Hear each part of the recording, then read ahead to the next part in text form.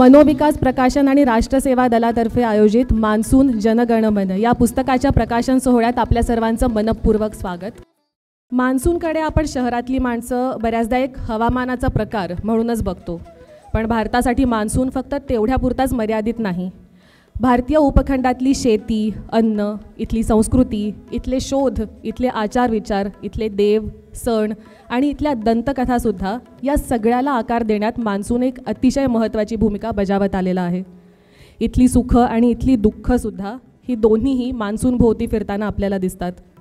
तर हा मान्सून आणि त्याची इथल्या सामाजिक, आर्थिक, राजकीय परिस्थितीवरची पकड याबद्दल ज्येष्ठ पत्रकार आणि लेखक सुनील तांबे यांनी हे सखोल आणि रंजक असं पुस्तक लिहिलं आहे, ज्याच्या प्रकाशन सोहळ्यासाठी आज आपण सगळे इथे जमलो आहोत। कार्यक्रम सुरू होण्याआधी मी आज इथं उपस्थित सर्व मान्यवरांचा परिचय करून देऊन त्यांचं स्वागत करते। सर्वात आधी आपल्यासोबत आज आहेत लेखक आणि ज्येष्ठ पत्रकार आसाराम लोमटे। परभणीचे असलेल्या आसाराम लोमटे सरांनी इडापिडा टळो, आलोक, धूळपेर अशी पुस्तकं लिहिली आहेत। त्यांना 2016मध्ये त्यांच्या आलोक या कथासंग्रहासाठी साहित्य अकादमी पुरस्कारानं सन्मानित करण्यात आलं होतं। त्यांचं आज स्वागत। त्यानंतर मी स्वागत करते आज आपल्या कार्यक्रमात उपस्थित असलेले दुसरे पाहुणे किशोर बेडखियाळ सरांचं। बेडखियाळ सर महाराष्ट्रातले अग्रणी लेखक आणि विचारवंत आहेत। डॉक्टर नरेंद्र दाभोळकर यांचे ते जवळचे सहकारी होते। वसंत पळशीकर यांच्या लेखांच्या संपादनाचं अत्यंत महत्त्वाचं काम त्यांनी केलेलं आहे। त्यांचं सुद्धा आज स्वागत। आज या प्रकाशन सोहळ्यात आपल्यासोबत किशोर सौमित्रसुद्धा आहेत। आपण त्यांना कवी म्हणून किशोर सौमित्र या नावानं ओळखतो, तर किशोर कदम म्हणून आपण त्यांना अभिनेता म्हणून ओळखतो। आणि मान्सूनबद्दल बोलायचं झालं तर एखाद्या मनस्वी कवी इतकं सुंदर दुसरं कोण बोलू शकेल। गारवा या अल्बममध्ये ज्यांच्या कवितांनी आपल्या सर्वांच्याच मनातल्या मान्सूनला शब्दबद्ध केलं असे हे किशोर सौमित्र आहेत। या सगळ्या व्यतिरिक्त तांबे सरांनी अधोरेखित केलेली त्यांची ओळख म्हणजे ते सरांच्या शब्दात वोरॅशियस रीडर आहेत। त्यांचं वाचन अफाट आणि अचाट आहे असं सरांचं म्हणणं आहे। त्यांचं आज स्वागत। आता मी माजी शिक्षक, आमदार आणि समाजवादी परिवारातले ज्येष्ठ नेते कपिल पाटील यांचंसुद्धा स्वागत करते। यांना तांबे सरांनी ह्यांची एक सांगितलेली अतिशय महत्त्वाची ओळख म्हणजे कपिल पाटील सर आणि तांबे सर ह्यांनी दोघांनीही समाजवादी चळवळीत 70च्या दशकाच्या साधारण उत्तरार्धात एकत्रच प्रवेश केला असं त्यांनी सांगितलं। त्यामुळे तेव्हापासूनची त्यांची मैत्री आहेत आणि त्याच नात्याने आज ते इथं हा कार्यक्रम आयोजित करण्यात त्यांची महत्त्वाची भूमिका राहिलेली आहे। त्यांचंसुद्धा स्वागत। आपण मनोविकास प्रकाशनाला एक प्रागतिक विचारांचं प्रयोगशील प्रकाशन म्हणून ओळखतोच। मनोविकास प्रकाशनाचे प्रमुख आशिष पाटकर यांचंसुद्धा मी आज इथं स्वागत करते। आज आपल्यासोबत राष्ट्रसेवा दलाचे राष्ट्रीय अध्यक्ष अजित शिंदे आणि राष्ट्रसेवा दलाचे महाराष्ट्र अध्यक्ष राजा कांदळकर हे सुद्धा उपस्थित आहे। त्यांचंसुद्धा खूप स्वागत। आणि ज्यांच्या निमित्तानं आज आपण इथं जमलो आहे ते आहेत ज्येष्ठ पत्रकार आणि लेखक सुनील तांबे। सरांनी हितवाद, डेक्कन हेराल्ड, रॉयटर्स यासारख्या नामांकित माध्यम संस्थांमध्ये मोठ्या पदांवर काम केलेलं आहे। त्यांनी फक्त महाराष्ट्रच नाही तर देशभर वेगवेगळे ठिकाणं पिंजून काढून त्यांनी भरपूर काम केलेलं आहे आणि सध्या ते इंडी जर्नलचे सल्लागार संपादकसुद्धा आहेत। त्यांनी मार्केजची गोष्ट हे त्यांचं पुस्तक ह्याच्या आधी प्रकाशित झालेलं आहे। त्याचबरोबर फ्री व्हॉइस आणि 21 लेसन्स फॉर फर्स्ट सेंचुरी ही पुस्तकं त्यांनी अनुवादित केलेली आहेत। त्यांचंसुद्धा आज खूप स्वागत। कार्यक्रमाची सुरुवात करण्यासाठी मी राष्ट्रसेवा दलाचे राजा कांदळकर यांना सर्वांचं स्वागत करण्याची विनंती करते। मान्सून जनगणमन या अत्यंत वेगळ्या, ऐतिहासिक आणि विचार प्रवर्धक अशा पुस्तकाचं इथे प्रकाशन होतं आहे। सर्व मान्यवरांचा अगोदरच प्राजक्ताने परिचय करून दिलेला आहे। या पुस्तकाचं प्रकाशन राष्ट्रसेवा दलाने करावं असा मनात विचार आला आणि तो का तर मान्सून हा विषय इंग्रजी भाषेमध्ये तर त्याच्यावर पुस्तकच नाही, कारण युरोपमध्ये मान्सून हा विषयच नाही आहे। आपल्याकडे सुद्धा हिंदीमध्ये आणि इतर ज्या रिजनल लँग्वेजेस आहेत त्याच्यामध्ये सुद्धा मान्सून हा विषय नाही, कारण त्याच्याकडे त्या अंगाने कोणी बघितलं नव्हतं ज्या अंगाने सुनील तांबे सरांनी बघितलं आणि अत्यंत उत्कृष्टपणे त्यांनी ते मांडलेलं आहे। हे पुस्तक महत्त्वाचं आजच्या काळात याच्यासाठी आहे की त्यांनी जे मांडलेले 2 महत्त्वाचे मुद्दे मला जे महत्त्वाचे वाटतात की आपल्या देशातली केवळ नव्हे तर पाकिस्तान, श्रीलंका, बांगलादेश, नेपाळ आणि आपण इथली डायव्हर्सिटी ही मान्सूनमुळे आहे आणि ती हजारो वर्षे आहे आणि पुढच्याही हजारो वर्षे अशी टिकेल. दुसरं त्यांनी मांडलं की सर्वधर्म समभाव ही जी गोष्ट आहे ती मान्सूनचं एक आपल्याला देणगी आहे आणि म्हणून त्यांनी असं मांडलं की सगळं जे अन्न साखळी असेल काय पुस्तकांवर म्हणजे बोलतीलच इतर मान्यवर, पण ह्या आजच्या काळामध्ये अत्यंत महत्त्वाच्या 2 गोष्टी आहे आणि राष्ट्रसेवा दल ह्या दोन्ही गोष्टी आपलं वैचारिक मूल्य मानते. म्हणून राष्ट्रसेवा दलाने ठरवलं की ह्या पुस्तकाचं प्रकाशन व्हायला हवं, वाजत गाजत व्हायला हवं. आणि आपल्याला कल्पना आहे की तांबे सर स्वतःच हे एक फेसबुक सेलिब्रिटी आहे आणि त्यांनी इतका प्रचार त्या पुस्तकाचा केलेला आहे की पहिली आवृत्ती ही संपली असं मराठीत अनेकदा म्हणजे होतच नाही, असं कमी वेळा होतं. तर त्यांचं अभिनंदन करूयात. पहिली आवृत्ती संपली, दुसरी निघेल. आशिषजी म्हणाले की ती लवकरच निघणार आणि मला कल्पना आहे की ती पण संपेल. तर अशा प्रकारचं महत्त्वाचं पुस्तक, त्या पुस्तकासाठी आपण सगळे आलात, आपलंही स्वागत. सगळे मान्यवर आलेत कारण एक जण इथे आहेत, किशोर कदम आहेत. तर कवीची सत्ता काय असते की मुख्यमंत्री लगेच त्यांचा प्रश्न हातात घेऊन आणि सोडवा असं लगेच खालच्या लोकांना सांगतो. कपिल पाटील आहेत, एक आगळं वेगळं परत व्यक्तिमत्व आहे आणि समाजवादी नेते म्हणून ते आता काम करत आहेत लोकांमध्ये. आसाराम आहे. आसाराम म्हणजे साहित्य अकादमीचे पारितोषिक मिळवलेले पण महाराष्ट्रातले आजच्या घडीचे सर्वात मोठे लेखक आणि पत्रकार आहेत. त्यांचं काल सैनिकीकरण समाजाचं कसं होतं आणि गिरीश कर्नाड यांना धरून त्यांनी लिहिलं होतं आणि मोलाचं लिहिलं होतं. परत अजित शिंदे आहे, राष्ट्रसेवा दलाचे राष्ट्रीय अध्यक्ष. त्यांच्या नेतृत्वाखाली सेवा दल देशभर प्रगती करत आहे. किशोर बेडकिहाळ हे समाजवादी परिवाराचेच नव्हे तर सगळ्या कम्युनिस्ट आंबेडकरवादी सगळ्या परिवाराचे मार्गदर्शक आहेत आणि तेही महत्त्वाचं बोलणार आहेत. तांबे सर आहेत आणि आशिष पाटकर. मी सगळ्यांचं स्वागत करतो शब्दसुमनांनी आणि आपली रजा घेतो. धन्यवाद. धन्यवाद सर. आता मी मनोविकास प्रकाशनाचे आशिष पाटकर यांना इथं येऊन प्रकाशकाची भूमिका आणि या पुस्तकाच्या प्रकाशनामागची त्यांची भूमिका सर्वांसमोर सांगण्याची विनंती करते.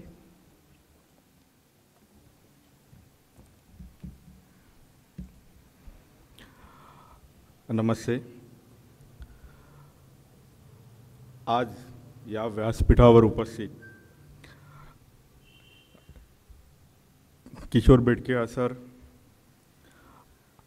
आसाराम लोमटे सर, किशोर कदम, अजित शिंदे, कपिल पाटील, राजा कांदळकर, आजच्या पुस्तकाचे लेखक सुनील तांबे आणि सुनील तांबे सरांवर अगदी मनापासून प्रेम करणारे आज या सभागृहात उपस्थित असलेले सगळे रसिक वाचक. तांबे सर इथे उपस्थित असलेले खरोखर तुमच्यावर प्रेम करणारी लोक आहेत. म्हणजे रविवारी दुपारी 4:30 वाजता पुण्यामध्ये कार्यक्रम ठेवण्याचा घाट हा फक्त पुण्याबाहेरचाच माणूस घालू शकतो आणि त्यासाठी लोक येतात ह्या कार्यक्रमाला. म्हणजे त्यांचं प्रेम खरोखर त्यांच्यावर किती आहे हे आजमावण्याचंही धाडस त्यांच्याकडेच आहे. पण लोक आजच्या या कार्यक्रमाला 4:30 वाजता रविवारी दुपारी इथे म्हणजे संध्याकाळी आलेली आहेत आणि एवढ्या मोठ्या संख्येने आलेली आहेत. हे फार मोठी गोष्ट आहे. आजचा हा कार्यक्रम ज्या सभागृहात होतो आहे, या राष्ट्रसेवा दलाबरोबर SM जोशी, नाग गोरे, लिमये, हर्डीकर अशा दिग्गजांची नावं जोडली गेलेली आहेत आणि जिथे अनेक नामवंत विचारवंतांची, लेखकांची, अनेक कार्यकर्त्यांची आंदोलनात अनेक कार्यक्रम ज्या व्यासपीठावरनं झाले. अगदी आपण इथे असीम सरोदे आणि वागळे यांच्यावर झालेल्या भ्याड हल्ल्यानंतरही जो कार्यक्रम झाला तो याच सभागृहात झाला. अशा या सभागृहात भाषण करण्याची आणि प्रकाशक म्हणून माझी भूमिका मांडण्याची संधी मला जी मिळते आहे ह्याचं दडपणही आहे माझ्यावर आणि खूप छानही वाटतं आहे की आज ह्या सभागृहात मला या मंचावरून या विचारमंचावरून बोलण्याची संधी मिळते आहे. आणि राष्ट्रसेवा दलाला आजच्या ह्या कार्यक्रमामध्ये रस वाटावा, त्यांनी स्वतःहून पुढाकार घेऊन आजच्या या कार्यक्रमामध्ये आयोजन करावं, ही सुद्धा या पुस्तकाचं एक प्रकारे यशच आहे असं म्हणावं लागेल. नुसतं गेल्या काही दिवसांत म्हणजे पुस्तकाचं प्री बुकिंग हे गेल्या 10 दिवसामधलं आहे. 10 दिवस आधी आम्ही हे सुरू केलं आणि 10 दिवसामध्ये याची आवृत्ती संपण्या इतका प्रतिसाद हा जो काही मिळाला. मधल्या काळामध्ये तुम्ही तांबे सरांची एक पोस्ट वाचली असेल की एवढेच का प्रतिसाद मिळाला. ॲक्च्युअल ते माझं धाडस होत नव्हतं. त्यांनी मला विचारलं की अरे किती प्रती खपल्या आहेत. माझा आकडा 1000चा होता पण बोलण्याची हिंमत होत नव्हती. मी त्यांना म्हटलं की बाबा जरा जपून बोलूया. 350 म्हटलं असेल, बघतो मी पुढे. पण त्यांनी लगेच पोस्ट केली. पोस्ट केल्यावर मी त्यांना फोन केला की अहो नाही, जवळजवळ 1000च्या घरात ह्याची बुकिंग झालेली आहे, तर तुम्ही चिंता करू नका, ह्याला खूप चांगला प्रतिसाद आपल्याला मिळतो आहे आणि मिळालेला आहे. पण त्यांच्या ह्या निर्भीडपणाने बोलणं, स्पष्ट वक्तेपणा याच्यावरच कदाचित सर्व त्यांचे फॅन हे प्रेम करत असावेत. त्यामुळेच त्यांच्या या पुस्तकाला इतकी मागणी आहे. आणि मला असं वाटतं की अक्षरशः लोकांमध्ये असणारा जो पत्रकार असो, लेखक असतो, त्याच्याच पुस्तकांना ही अशा पद्धतीचा रिस्पॉन्स मिळू शकतो. आणि मी तांबे सरांना खरोखर सांगेन की खरोखर तुमच्यावर प्रेम करणारी एवढी लोकं आहेत, एवढे वाचक आहेत, हे भाग्याचीच गोष्ट आहे. म्हणजे एक फार कमी लोकांना अनुभवायला मिळतं. गेल्या 10-12 वर्षापासून मी पाहतो आहे की पुन्हा एकदा वैचारिक साहित्याला खूप चांगल्या प्रकारचे दिवस आलेले आहेत. याचं श्रेय मी पुन्हा एकदा या सरकारला देतो की या सरकारने जे काही इतिहासाची तोडमोड करायचा जो काही प्रयत्न केलेला आहे, खोटा इतिहास आपल्यावर लादण्याचा जो काही प्रयत्न यांच्याकडनं होतो आहे, यातनंच पुन्हा एकदा हा नवीन वाचक, नवीन तरुण वाचक हा पुन्हा एकदा खरं काय आहे हे शोधण्याचा प्रयत्न करतो आहे. आणि यातूनच पुन्हा चांगल्या वैचारिक साहित्याला खूप मोठ्या प्रमाणावर मागणी यायला लागलेली आहे. आणि म्हणूनच मग आम्ही आता प्रकाशित केलेलं दत्ता देसाई यांचा बदलता भारत असो, गणेश देवी यांचं इंडियन्स पुस्तक असो, दत्तप्रसाद दाभोळकरांचं विवेकानंद, शोधस्वामी विवेकानंदांची खरी ओळख, आपल्या तारा भवाळकर यांचं सीतायनसारखं पुस्तक असो, यांना भरभरून प्रतिसाद मिळतो आहे आणि त्याच्या नवनवीन आवृत्त्या या सातत्याने निघत राहतात. मला खरंच हा जो काही काळ आहे, गेल्या 14-15 वर्षाचा जो काही आपण अनुभवतो आहे, मला असं वाटतं की हा कदाचित एखाद्या लसीसारखं काम करेल. पुन्हा एकदा शरीरामध्ये रोगप्रतिकार शक्ती कमवण्यासाठी लस ज्या पद्धतीने काम करते, त्याच पद्धतीने पुन्हा एकदा हा 14 वर्षाचा काळ आपल्याला आपला शोध घेण्यासाठी, आपला खरा इतिहास समजून घेण्यासाठी हा उपयोगी पडेल. नाहीतर मधल्या काळात आपण सगळेच जे काही चालू आहे त्याच्यावरही टीका इतकी करायला लागलो होतो की आपल्याला कळतच नव्हतं की हे बऱ्यापैकी चांगला काळ होता. म्हणजे आजचा जो काही आपण पाहतो आहे त्याही पेक्षा आपण खूप चांगल्या काळात होतो, हे या काळामुळे कळतं आहे. आणि मला असं वाटतं याचमुळे पुन्हा एकदा ज्या पद्धतीने तरुण वर्ग वैचारिक साहित्याकडे किंवा पुस्तकांकडे वळायला लागला आहे, ही खूप आशादायी गोष्ट आहे. मनोविकास प्रकाशन हे गेली 40 वर्ष हे मराठी प्रकाशन विश्वामध्ये कार्यरत आहे. जवळजवळ 2-2.5 हजारहून अधिक पुस्तकं मनोविकास प्रकाशनाने प्रकाशित केलेली आहेत. अनेक मातब्बर लेखक या काळात मनोविकासशी जोडले गेले आणि मी नम्रपणे हे म्हणू इच्छितो की या लेखकांमुळेच मनोविकास आजवर इथे आलेला आहे. मनोविकास म्हणजे बाकी कोणी नाही आहे, तर हे गेल्या 40 वर्षात जवळजवळ 500 मिळालेले लेखक आणि यांनी उभं केलेलं हे जे काही विश्व आहे मनोविकासचं, हे त्यांच्यामुळे, त्यामुळे आम्ही त्यांच्याबद्दल मनापासून त्यांचे आभारी आहोत, कृतज्ञ आहोत. शेवटचं एक आवाहन करू इच्छितो की चांगलं वैचारिक, विज्ञाननिष्ठ, समाज उपयोगी साहित्य जे कोणी लिहील त्यांचं पुस्तक प्रकाशित करण्यासाठी मनोविकास प्रकाशन हे अगदी तत्परतेने पुढे येईल. अगदी नवोदित लेखक असेल तरी चालेल. तुम्ही नक्की जर काही चांगलं असेल तर मनोविकासशी संपर्क साधा. आम्ही ते प्रकाशित करू आणि आम्हाला प्रकाशित करायला आवडेल. फक्त जे काही साहित्य आहे यातना समाजाचं एक पाऊल पुढेच पडण्यासाठी, प्रगती होण्यासाठी त्याचा उपयोग व्हावा अशीच आमची इच्छा असेल. पुन्हा एकदा मी तांबे सरांचं मनापासून आभार मानतो की त्यांनी हे पुस्तक प्रकाशित करण्याची संधी मनोविकास प्रकाशनाला दिली. तसेच या कार्यक्रमाला उपस्थित सर्व मान्यवर यांचंही मी आभार मानतो. आणि माझे 2 शब्द संपवण्यापूर्वी एक थोडंसं असं झालेलं आहे की ज्या लोकांनी बुकिंग केली त्याच किमतीला आजही पुस्तक उपलब्ध आहे, त्यामुळे काही लोकही नाराज आहेत. पण ज्या पद्धतीने या पुस्तकाला रिस्पॉन्स मिळाला आणि अधिकाधिक लोकांपर्यंत ते पुस्तक जावं म्हणून आम्ही बुकिंग प्राईजमध्येच हे पुस्तक आज इथे उपलब्ध केलेलं आहे. ज्या लोकांनी बुकिंग केलेलं आहे त्यांना इथे पुस्तक देणं यासाठी कठीण होतं आम्हाला की त्याचा रेकॉर्ड आम्हाला ठेवावा लागतो की कोणाला आम्ही पुस्तक दिलं आहे. त्यामुळे आज इथे पुस्तक बुकिंग म्हणजे नोंदणी ज्यांनी केलेली आहे त्यांना पुस्तक देणं आम्हाला कठीण होईल.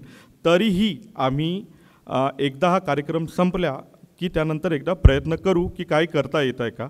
पण फार आग्रही राहू नये एवढी एक नम्र विनंती आहे. एवढं बोलून मी माझे 2 शब्द संपवतो. धन्यवाद.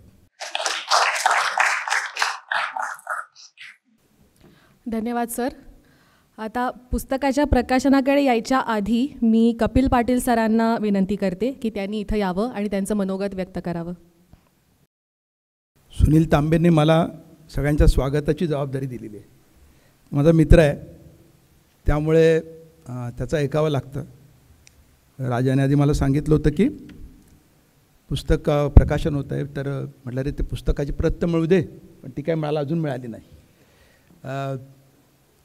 या कार्यक्रमाचे अध्यक्ष आणि राज्यातील एक ज्येष्ठ अभ्यासक किशोर बेडकियाळांचं भाषण मी कॉलेजमध्ये असताना ऐकलेलं होतं आणि मला अजूनही एकदा आठवतं. समाजवाद आणि लोकशाही ही जैविक गरज आहे. लोकशाही हा शब्द अधिक तुम्ही मांडला होता की लोकशाही जैविक गरज आहे. आठवतं का? मुंबईत केलेलं भाषण होतं आणि त्यामुळे वेगळं बोलणारा माणूस आहे म्हणून तेव्हापासूनची ओळख आहे. राष्ट्रसेवा दलाचे राष्ट्रीय अध्यक्ष आणि तरुण अभ्यासक आणि त्याहीपेक्षा ग्रामीण भागामध्ये जात व्यवस्थेच्या संदर्भात, शेतीच्या संदर्भात, पाण्याच्या संदर्भात सतत काही ना काही करणारे असे अजित शिंदे, जे छात्रभारतीच्या चळवळीतून आले आणि छात्रभारतीचे अध्यक्षही राहिलेले आहेत. ते राष्ट्रसेवाचे प्रदेश अध्यक्ष आणि तरुण अभ्यासक, लेखकही आहेत, पत्रकारही आहेत असे राजा कांदळकर. माझा अत्यंत प्रेमाचा विषय असलेला, आदराचा विषय असलेला 2 माणसं आहेत अशी इथं बसलेली. एक कवी सौमित्र आणि आसाराम लोमटे. कवी सौमित्र म्हणजे किशोर कदम. पटकन काही ना, मराठीची गडबड आहे थोडीशी आपल्याकडे म्हणून सांगावं लागतं. पण कारण सौमित्र वेगळा वाटतो लोकांना आणि किशोर कदम वेगळा वाटतो. आणि अभिनेता आणखी एक वेगळा आहे. आणि कवीची सत्ता किती मोठी असते. मगाशी राजाने सांगितलं, ढसाळांनी तूही इयत्ता कांची विचारलं होतं. त्यांनी आता प्रश्न विचारलं, मुख्यमंत्र्यांना लक्ष घालावं लागलं. माणूस, कवी माणूस आपल्याला एरवी लहान वाटतो की काय किरकोळ माणूस आहे, निरुपद्रवी माणूस आहे, असं नसतं. सौमित्र जेवढा अभिनेता म्हणून मोठा आहे तेवढाच कवी म्हणूनही खूप मोठा आहे. आणि स्वागत करतो. आसाराम लोमटे केवळ अकादमीचा पुरस्कार मिळाला म्हणून मोठा नाही. आसाराम लोमटे हा आघाडीचा पत्रकार आहे आणि आघाडीचा लेखक आहे. आघाडीचा पत्रकार यासाठी मी म्हणतो की महाराष्ट्रामध्ये आपल्याकडे जे रोज बातम्या देतात त्यांना आपण पत्रकार मानतो. ते बातमीदार असतात, ते काही पत्रकार नसतात. म्हणजे कोण काय म्हणालं, मुख्यमंत्री असं म्हणाले, विरोधी पक्षनेते असं म्हणाले, असं जे लिहितात, किंवा एखाद्या ठिकाणी ॲक्सिडेंट झाला तर इतकी माणसं मेली, इतकी माणसं वाचली, तर तो बिचारा बातमीदार देतो. पण बातमीच्या पलीकडे जाऊन समाजाच्या पोटात काय घडतं आहे, कोणती उलथापालथ सुरू आहे, हे ज्याला कळतं, असे फार 2-3 लोक आहेत महाराष्ट्रामध्ये मराठी पत्रकारितेत. 2-3च आहेत. आता सगळ्यांची नावं सांगत नाही कारण बाकीचे रागावत बसतील. पण आसाराम लोमटे त्यापैकी एक महत्त्वाचा माणूस आहे. एवढं लक्षात ठेवलं तरी आसाराम लोमटेची ताकद आपल्या लक्षात येईल की केवळ ग्रामीण महाराष्ट्र नाही, केवळ शेती पाणी नाही, तर भारतीय साहित्याच्या सगळ्या क्षेत्रामध्ये ज्याला काही कळतं, अभ्यास आहे आणि ज्याला सांगण्याची ताकद आहे, अशापैकी एक आसाराम लोमटे आहे. हे अत्यंत, म्हणून त्यांची दखल घेतली पाहिजे. पाटकरांनी जी खूप पुस्तकं मी नेहमी त्यांच्या स्टॉलवरनं विकत घेतो. आता धाकटे पाटकरी मगाशी बोलले, खूप जोरात बोलले आणि आशादाई बोलले. सुनीलबद्दल सांगायला हवं. आणीबाणीच्या काळानंतर जी नवी पिढी सेवादलात किंवा समाजवादी चळवळीत आली, त्या पिढीपैकी सुनील तांबे आहे. घरात मोठा वारसा आहे, म्हणजे सेवादलाचा इतका मोठा वारसा त्यांच्या घरात आहे. वडील, काका, भावंड, आई सगळे चळवळीतले लोक आहेत आणि तेवढं त्यांचा सॅक्रिफाईस पण आहे, मोठा त्याग आहे त्या कुटुंबाचा. मी तो स्वतः पाहिलेला आहे. छोट्या त्या 10x15च्या खोलीमधून मोठ्या मोठ्या समाजवादी नेत्यांना त्यांनी केवळ स्वागत केलं असं नाही, तर भूमिगत काम केलं, आणीबाणीच्या विरोधात लढाई दिली. आणि त्यावेळेला ही भावंड लहान असतानासुद्धा ज्या तडफेने निर्भयतेने काम करत होती, आमच्यासाठी सगळं ते विस्मयचकित करणारं होतं. कारण आम्ही आपलं साध्या घरातनं आलेलो, चळवळीतनं आलेलो, पाहत होतो.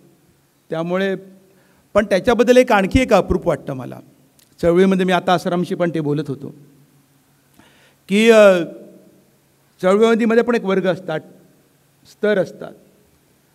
वरच्या स्तरातला माणूस तसा डी क्लास किती म्हटलं तरी काय फारसा होत नाही.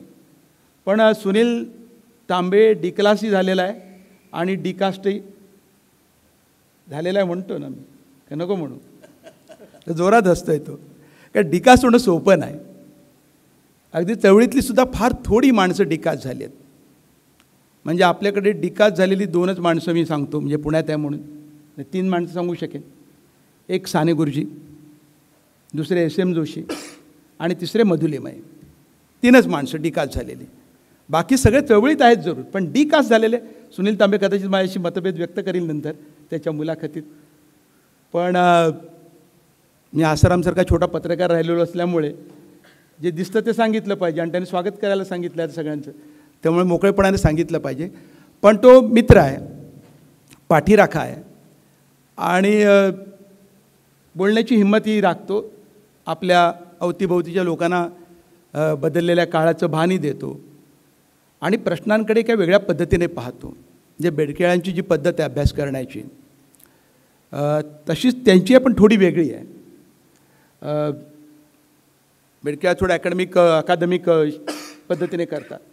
सुनील तांबे हा आपल्यातला असल्यामुळे तो अकादमिक भाषा कमी वापरतो, पण अकादमिक जो गाभा असतो तो बरोबर उचलून सामान्य वाचकाला काय पाहिजे हे सांगण्याचं एक विलक्षण हातोटी सुनीलकडे आहे. आणि त्याचं मला खरंच नेहमी अप्रूप वाटत आलेलं आहे. त्याचं मान्सूनचं पुस्तक काही मला शेवटपर्यंत राजाभाऊनी दिलं नाही, कारण जनगण मन, आणि सुनील तांबेंना विनंती केली त्यांनी दिलं नाही. नितीनचा मगाशी फोन होता, अरे तुझी काय तयारी बियारी, म्हटलं मला पुस्तकं अजून मिळालं नाही, कशावर आहे तेही सांगत नाहीत. मग आज त्याने मला ते बेडके प्रस्तावना, आपलं अभिप्राय आणि केतकरांचा प्रस्तावना, पण केतकर हुशार आहेत, त्यांनी त्या प्रस्तावनेमध्ये महत्त्वाचा भाग गाळून टाकलेला आहे, टच केला आहे, पण त्यावर बोलायचं काही नाही, म्हणजे ते विलक्षण आहे एवढं सांगून ते मोकळे झालेले आहेत. म्हणजे मान्सूनच्या बाबत आपल्याकडे फारच अभावाने, म्हणजे एक आसाराम त्या क्षेत्रातला आहे, पण तो शेती, समाज आणि यांच्या संदर्भातला समकालीन विचार करणारा, अभ्यास करणारा एक मोठा अभ्यासक आहे त्या संदर्भातला, म्हणून त्याचं इथे असणं महत्त्वाचं आहे. आपल्याकडे तसे गाडगीळ आणि म्हणजे माधव गाडगीळ आणि रामचंद्र गुहा यांनी 92मध्ये या प्रश्नावरती संशोधन केलं आणि लिहिलेलं पण आहे. आणि त्यांनी आपल्या इथल्या समाजरचनेवर काय परिणाम झाला मान्सूनचा, जात व्यवस्था कशी त्याच्यातून तिला शेप आला, या संदर्भात काही मांडणी केलेली आहे. डेव्हिड मॉसने नंतर 2001च्या दरम्यान केले, आणि अगदी अलीकडच्या काळात म्हणजे काही वर्षापूर्वी, 8-1 वर्षापूर्वी अनुपमा राव कोलंबिया युनिव्हर्सिटीत आहेत, तुम्ही अभ्यासकांनी काही वाचलं असेल तर त्यांनी मांडलं. म्हणजे गाडगीळ आणि गुहा आपला समाज हा हायड्रोलिक समाज आहे, हायड्रोलिक सोसायटीचा शब्द वापरतात ते, असं मांडतात.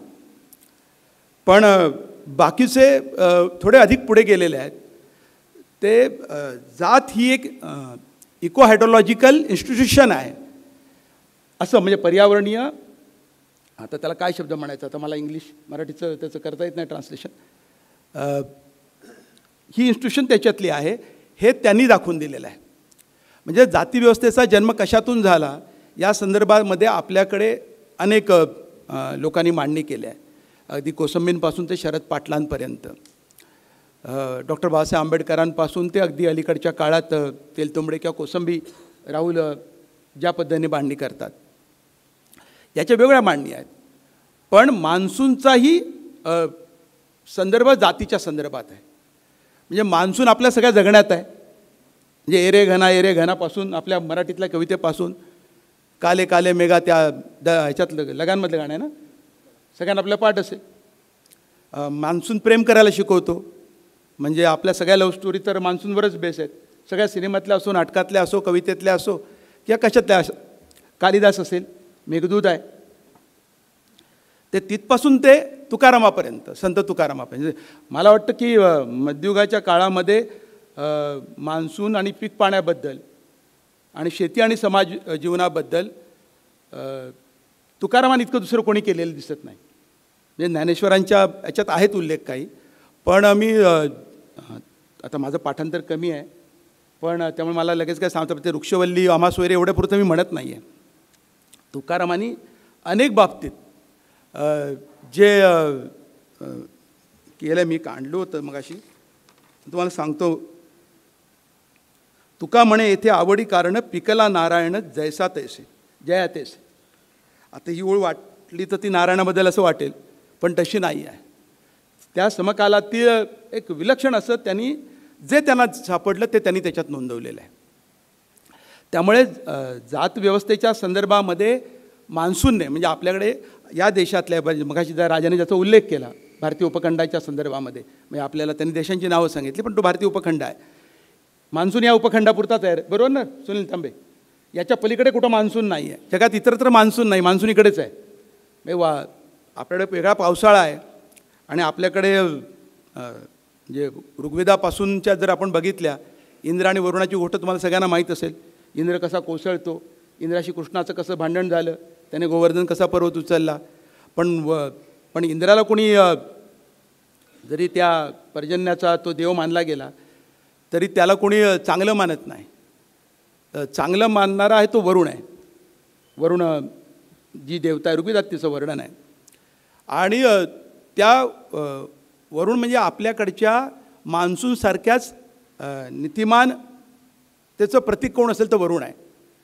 आणि मान्सून तसा नीतिमान आहे, म्हणजे आपल्याला त्याचं अलीकडच्या काळात बदललेलं स्वरूप आहे. म्हणजे पहिलं स्वरूप आपण हरप्पा मोहनजोदडोच्या काळात स्थिरावत होती ज्यावेळेला ती, त्यावेळेला एक मान्सून स्थिरावलेला होता, जोरदार होता, आणि त्यावेळेला नगरं फुलली. आणि नंतर मग मान्सून जो कमजोर होता, आणि मग हरप्पा आणि त्यांची जी अवनती सुरू झाली आणि मग गंगेच्या काठावरती ते येऊन बसले, तर ही स्टोरी एवढीच नाही आहे. म्हणजे मान्सून नियमन करतो या समाजाचं, त्याने वर्ग तयार केले. म्हणजे लोकांनी माणसाचं पाण्याचे पाट तयार करतात, तलाव बांधतात, छोटी धरणं बांधतात. हे केलं, त्याच्यातून जी विभागणी होत गेली त्याच्यातून जातव्यवस्थेची निर्मिती जरूर झाली असेल, पण ती तेवढीच मर्यादित नाही.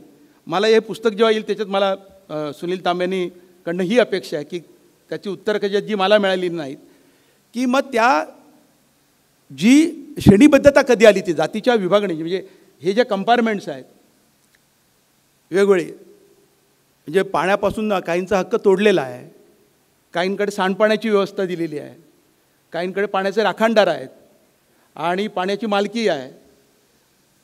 तर मान्सून आणि पाणी नियंत्रित करण्यातून जी व्यवस्था निर्माण झाली, ती जी सत्ता आहे ती कशातून निर्माण झाली? ती तुमच्या नैसर्गिक चक्रातून झाली नाही. नैसर्गिक चक्रातून विभागणी झाली जरूर असेल, परंतु त्याच्यातली जी विषमता आहे, त्याच्यातली जी दरी आहे आणि त्याच्यातून होणारं जे शोषण आहे आणि त्याच्यातून आलेली शुद्धता, म्हणजे शुद्धता एक हत्यार म्हणून वापरले गेलं, पाण्यातली शुद्धता, आणि ती ही कशातून आली याच्या संदर्भात आजवर झालेली मांडणी आणि मान्सूनच्या परिप्रेक्ष्यामध्ये गाडगीळ गुहांपासून ते डेव्हिड मॉसपासून अनुपमा रावपासून ते आता सुनील तांबेंपर्यंत नवं काय आलं आहे. म्हणजे राहुल कोसंबीचं ऐकताना अनेकांना थोडी भीती वाटते. लोक ते केशव वाघमारे इथे बसलेलं आहे, रेंडे पण असतील मला वाटतं. तर त्यामुळे सुनील तांबेंनी काय नवी ट्रीटमेंट दिली आहे या प्रश्नाकडे पाहण्याचं, याबद्दल मी अत्यंत उत्सुक आहे आणि त्याची ही भूक नक्की भागेल अशी अपेक्षा व्यक्त करतो. कारण मी पुस्तक पाहिलं त्यामुळे आता अपेक्षाच व्यक्त करतो आणि पुन्हा एकदा तुम्हा सगळ्यांचं हार्दिक स्वागत करतो. मी अजित शिंदे मला विनंती करेल, तुम्ही आर्थिक प्रश्नावरती काही करू मागतात, पण जात या संदर्भातून अगदी कोसंबींपासून बाबासाहेबांपासून ते अगदी सुनील तांबेंपर्यंत सगळ्यांपर्यंत, म्हणजे ते दोन कोसंबी, ते कोसंबी आणि आपले राहुल कोसंबी अलीकडचे वर्तमानातले आणि सुनील तांबे दोन वेगळे, या प्रश्नावरती आसाराम आपण काही नव्याने एकत्रित विचार करावा लागेल, मांडणी करावी लागेल. त्या संदर्भात नव्या संशोधनाची, नव्या अभ्यासाची गरज आहे. त्यात ती अपेक्षा व्यक्त करतो आणि पुन्हा एकदा तुमचं सगळ्यांचं प्रेमभराने स्वागत करतो. थांबतो. धन्यवाद. जय हिंद, जय महाराष्ट्र.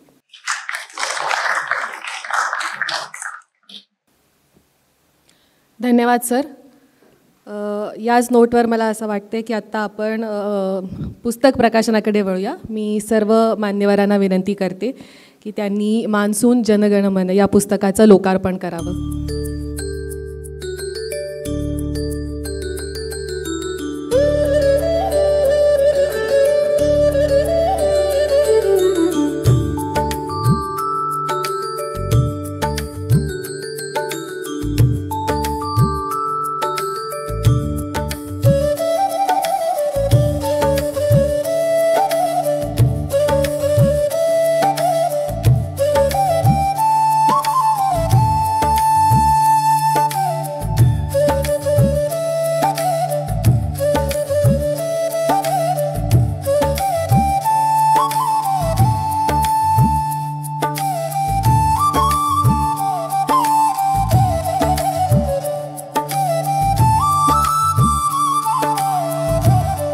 सर्वांचे आभार.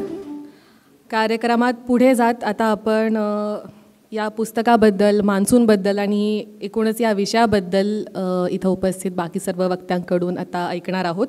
आणि सर्वात आधी मी यासाठी आसाराम लोमटे सरांना इथं बोलवते. मान्सून जनगणमन या पुस्तकाच्या प्रकाशन समारंभाच्या कार्यक्रमाचे अध्यक्ष, महाराष्ट्रातील एक प्रसिद्ध विचारवंत अभ्यासक किशोर बेडकिहाळ सर, या पुस्तकाचे लेखक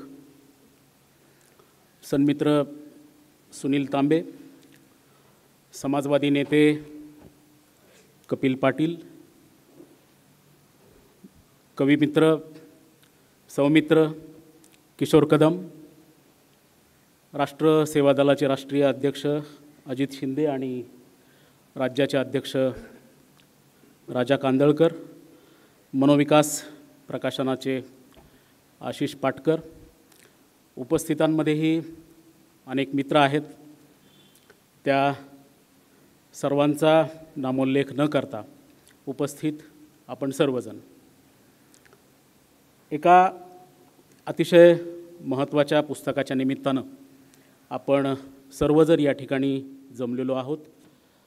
एकतर मान्सून ही आपल्या सर्वांच्याच अतिशय जवळची, जिव्हाळ्याची, आस्थेची अशा प्रकारची गोष्ट आहे. या पुस्तकाच्या प्रकाशनापूर्वी ज्या वाजत गाजत आणि जाणीवपूर्वक वातावरण निर्मिती करीत जी काही चर्चा पुस्तकाच्या अनुषंगाने झाली, ती मला असं वाटतं की मराठी एकूण ग्रंथव्यवहारामध्ये दुर्मिळ अशा प्रकारची गोष्ट आहे. लेखक एकदा प्रकाशकाकडे संहिता दिल्याच्यानंतर बऱ्यापैकी तटस्थ भूमिका ठेवतो आणि आता यापुढचं प्रकाशक बघून घेईल, ही लेखकाची भूमिका असते. परंतु एखाद्या लेखकाने अतिशय हिरिरीनं या सगळ्या मोहिमेमध्ये सहभागी होणं ही गोष्ट मला खूप महत्त्वाची वाटली. त्याचबरोबर जाता जाता हेही मला सांगून टाकावंसं वाटतं की मान्सून जनगणमन या पुस्तकाचा जो आशय आहे तो हिंदीत, इंग्रजीत या दोन्ही भाषांमध्ये यायला पाहिजे. त्या अनुषंगानं हे पुस्तक एकूणच भारतीय पातळीवर जायला मोठी मदत होईल.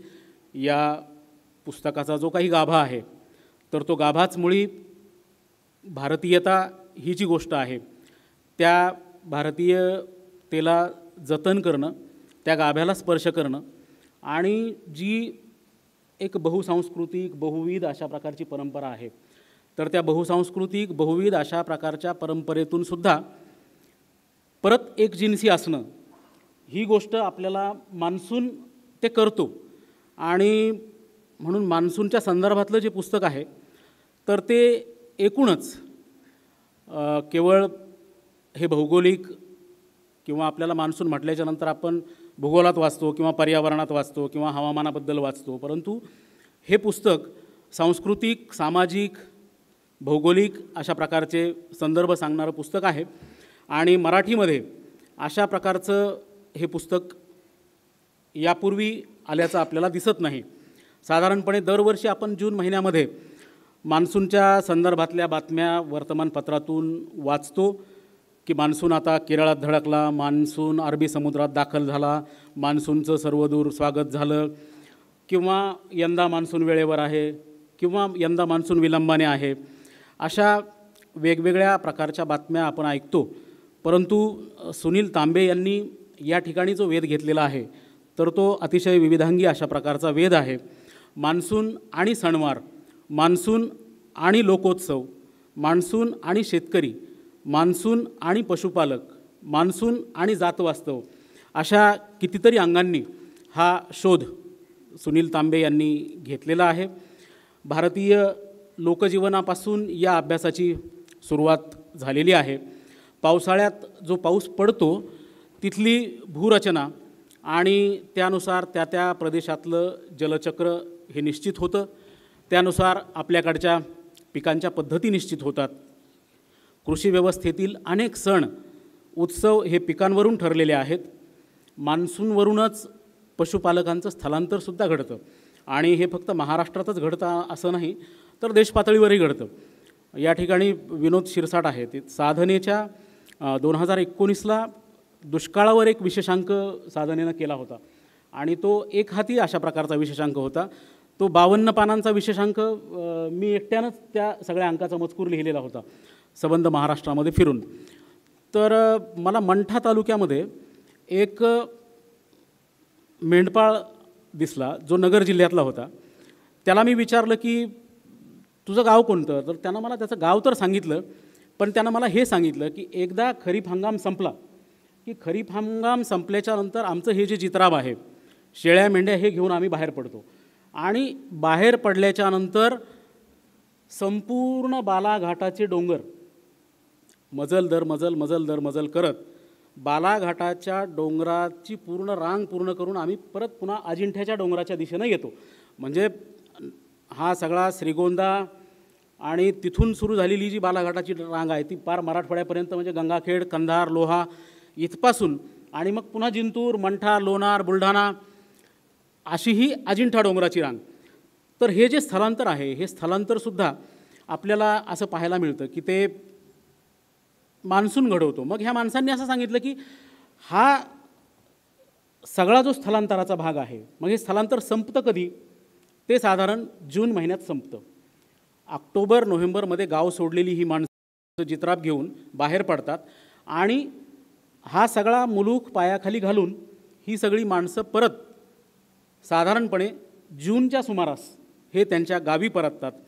आणि इथं हे सगळे जे वेगवेगळे जनसमूह आहेत तर त्या जनसमूहांचं जे सहजीवन आहे ते सहजीवन, त्या सहजीवनाला स्पर्श सुनील तांबे यांनी त्यांच्या या पुस्तकातून केलेला आहे. दक्षिण आशिया अर्थातच पाकिस्तान, भारत, नेपाळ, बांगलादेश, श्रीलंका हे सर्व देश मिळून एक राष्ट्र बनतं असं मान्सून सांगतो. या निष्कर्षापर्यंत ही मांडणी आकाराला येते. मान्सूनमुळं आकाराला आलेली सांस्कृतिकता आणि बहुसांस्कृतिकता जपली, जोपासली याचं कारण मान्सूनने आणलेला त्यातला एकजिन्सीपणा आहे. सुनील तांबे यांच्या पुस्तकातला सगळ्यात महत्त्वाचा जो भाग मला वाटतो तो सांस्कृतिक अंगाने त्यांनी जी यातली मांडणी केलेली आहे ती मांडणी मला महत्त्वाची वाटते. अनेक पुराणकथा, अनेक मिथकं, अनेक लोककथा, अनेक दंतकथा, अनेक लोकगीतं ही मान्सूनशी जोडलेली आहेत. आणि आपल्याला आश्चर्य वाटेल की ही सगळी जी माणसं आहेत, आपण ज्याला फिक्शन मानतो किंवा आपण ज्याला कथात्मसाहित्य मानतो, तर अक्षरांची अजिबात ओळख नसलेली माणसं, वेगवेगळ्या जातीसमूहातून आलेली माणसं, त्यांनी ही सगळी कथासृष्टी रचलेली आहे. आणि अशा प्रकारची कथासृष्टी की जिथं रत्नागिरी जिल्ह्यातल्या संगमेश्वरचं उदाहरण सुनील तांबे यांनी दिलं आणि त्या संगमेश्वरच्या ठिकाणी 7 आसरांची एक कथा, ती 7 आसराची कथा त्यांना तिथे आढळली.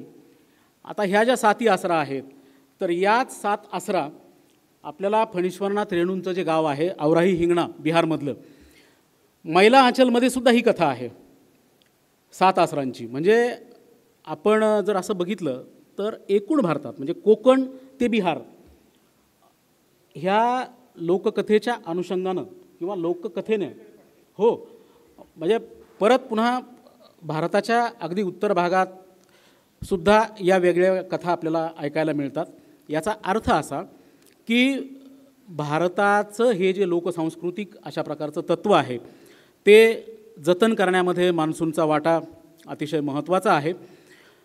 सरग दिदा पाणी दे पाणी दे हे जे प्रकरण आहे या पुस्तकातलं, तर त्या प्रकरणामध्ये चातक जो पक्षी आहे त्या चातकाच्या संदर्भातले अनेक तपशील या पुस्तकात अगदी मुळापासून वाचण्यासारखे आहेत. महाराष्ट्रातले चातुर्मास असतील किंवा हिमाचल, राजस्थान अशा ठिकाणी सांगितली जाणारी बळीची कथा असेल, आसाममध्ये साजरा होणारा बिहूसारखा उत्सव असेल, हे सगळे जे सांस्कृतिक संदर्भ आहेत तर ते सांस्कृतिक संदर्भ मला असं वाटतं की या पुस्तकाच्या दृष्टीनं अत्यंत महत्त्वाचे आहेत. त्रिना अत्रे यांच्या गावगाडा या पुस्तकाची अनेकदा चर्चा होते. एवढंच नाही तर गावगाडाचा जो एक दृश्यबिंदू आहे गावाकडं पाहण्याचा, गाव ह्या संरचनेकडं पाहण्याचा, त्याच्या संदर्भातसुद्धा अनेक उलटसुलट मतप्रवाह आहेत. पण तरीसुद्धा गावगाडा ही जी कलाकृती आहे तर तिचं एक ऐतिहासिक अशा प्रकारचं त्याला जे संदर्भ मूल्य आहे तर ते संदर्भ मूल्य कुणालाही नाकारता येणार नाही अशा प्रकारचं ते आहे. मला असं वाटतं की ह्या सगळ्या कलाकृतीच्या माध्यमातून अनेकदा शास्त्रीय माहिती तर गोळा होतेच, परंतु जेव्हा जेव्हा या प्रकारे लोकजीवनाला स्पर्श करण्याचा प्रयत्न होतो तेव्हा तेव्हा अशा प्रकारची माहिती वजा पुस्तकंसुद्धा ही चांगल्या साहित्याचा गुणधर्म अंगी बाळगतात असं आपल्याला अनेक पुस्तकांच्या माध्यमातून सांगता येऊ शकतं. एक गाव रहाटी या नावाचं पुस्तक आहे 1963 साली आलेलं आणि 60-65 वर्षापूर्वी गोखले अर्थशास्त्र संस्थेच्या वतीनं ग्रामीण जीवनातली आर्थिक, सामाजिक अशा विषयांची पाहणी करण्यासाठी वि म दांडेकर आणि म भा जगताप हे सगळ्या महाराष्ट्रात फिरत होते आणि त्यांनी बऱ्यापैकी हा सगळा तपशील जमा केलेला होता. साधारणपणे जी टिपणं किंवा जी माहिती शास्त्रीय परिभाषेत कदाचित मोडणार नाही, परंतु अशा प्रकारची माहिती ही महत्त्वाचा ऐवज म्हणून हाताशी आलेली असते. तर ही माहितीसुद्धा अनेक पुस्तकांमध्ये आपल्याला पाहायला मिळते. त्या गाव रहाटी पुस्तकातला एक उतारा, फक्त 4 ओळींचा उतारा मी तुम्हाला सांगतो, की जो अगदी तुम्हाला म्हणजे कुठल्याही अभिजात कथा कादंबरीतला वाटेल अशा प्रकारचा तो उतारा आहे. मान्सूनचा आहे म्हणून या ठिकाणी त्याचा उल्लेख करतो. गाव रहाटी हे पुस्तक 1963ला प्रसिद्ध झालेलं आहे. चैत्र वैशाखातलं ऊन खाऊन नांगरा कुळवाने मोकळी झालेली जमीन आता पावसाची वाट पाहते आहे. मृगाचे 2-4 पाऊस झाले म्हणजे खरीपाच्या पेरण्या होतील. एक मोठा उन्हाळी पाऊस महिन्यापूर्वी झाला. पावसात भयंकर गारा होत्या. जिकडे तिकडे गारांचा खच पडला होता. पुन्हा 15 दिवसांनी गारांचा पाऊस सुरू झाला. गुरामागे शेरडामागे माणसं रानात फिरत होती. एवढ्यात अचानकपणे एक ढग तयार होऊन एकदम पावसाला सुरुवात झाली. सुरुवातीला काही वेळ नुसत्या लिंबा एवढ्या गारा पडत होत्या. वारा जोरात होता. झाडाच्या आसऱ्यास जावे तर वाऱ्याने झाडेच मोडून पडतील अशी भीती होती. जनावरे सैरावैरा पळू लागली. आता हे जे वर्णन आहे हे वि म दांडेकर आणि म भा जगताप यांच्या गाव रहाटी या पुस्तकातलं आहे. म्हणजे अगदी आपण म्हणजे मी आता हा बनगरवाडीतला परिच्छेद आहे असं जरी म्हणालो असतो तरीसुद्धा ते खपून गेलं असतं. एवढं एखादी वस्तुनिष्ठ माहिती जेव्हा लोकजीवनाला स्पर्श करते तर तेव्हा ती आपोआपच काळजाला स्पर्श करते, संवेदनेला स्पर्श करते. आणि मान्सून जनगण मन या पुस्तकाच्या माध्यमातून आपल्याला अनेक प्रसंगांच्या माध्यमातून अनेक लोककथांच्या माध्यमातून हे आपल्याला निश्चितपणे सांगता येऊ शकतं. या पुस्तकाची जी एकूण 22 प्रकरणं आहेत तर त्या 22 प्रकरणामध्ये स्थलांतराशी संबंधित काही प्रकरणं आहेत. काही प्रकरणं ही लोक उत्सवाशी संबंधित आहेत. काही प्रकरणं ही परत मान्सूनची जी शास्त्रीय परिभाषा आहे तिच्याशी निगडीत आहेत. त्यामुळे मान्सून म्हणजे केवळ ढगांची दिशा, वाऱ्याचा वेग, पावसाचा अंदाज एवढ्यापुरती मर्यादित गोष्ट नाही, तर हा मान्सून इथल्या जगण्यावर काय परिणाम करतो एवढंच नाही, तर हे जगणारी जी माणसं आहेत ती माणसंसुद्धा त्यांच्या कल्पनेच्या आधारे कसं मान्सूनचं चित्र रंगवतात.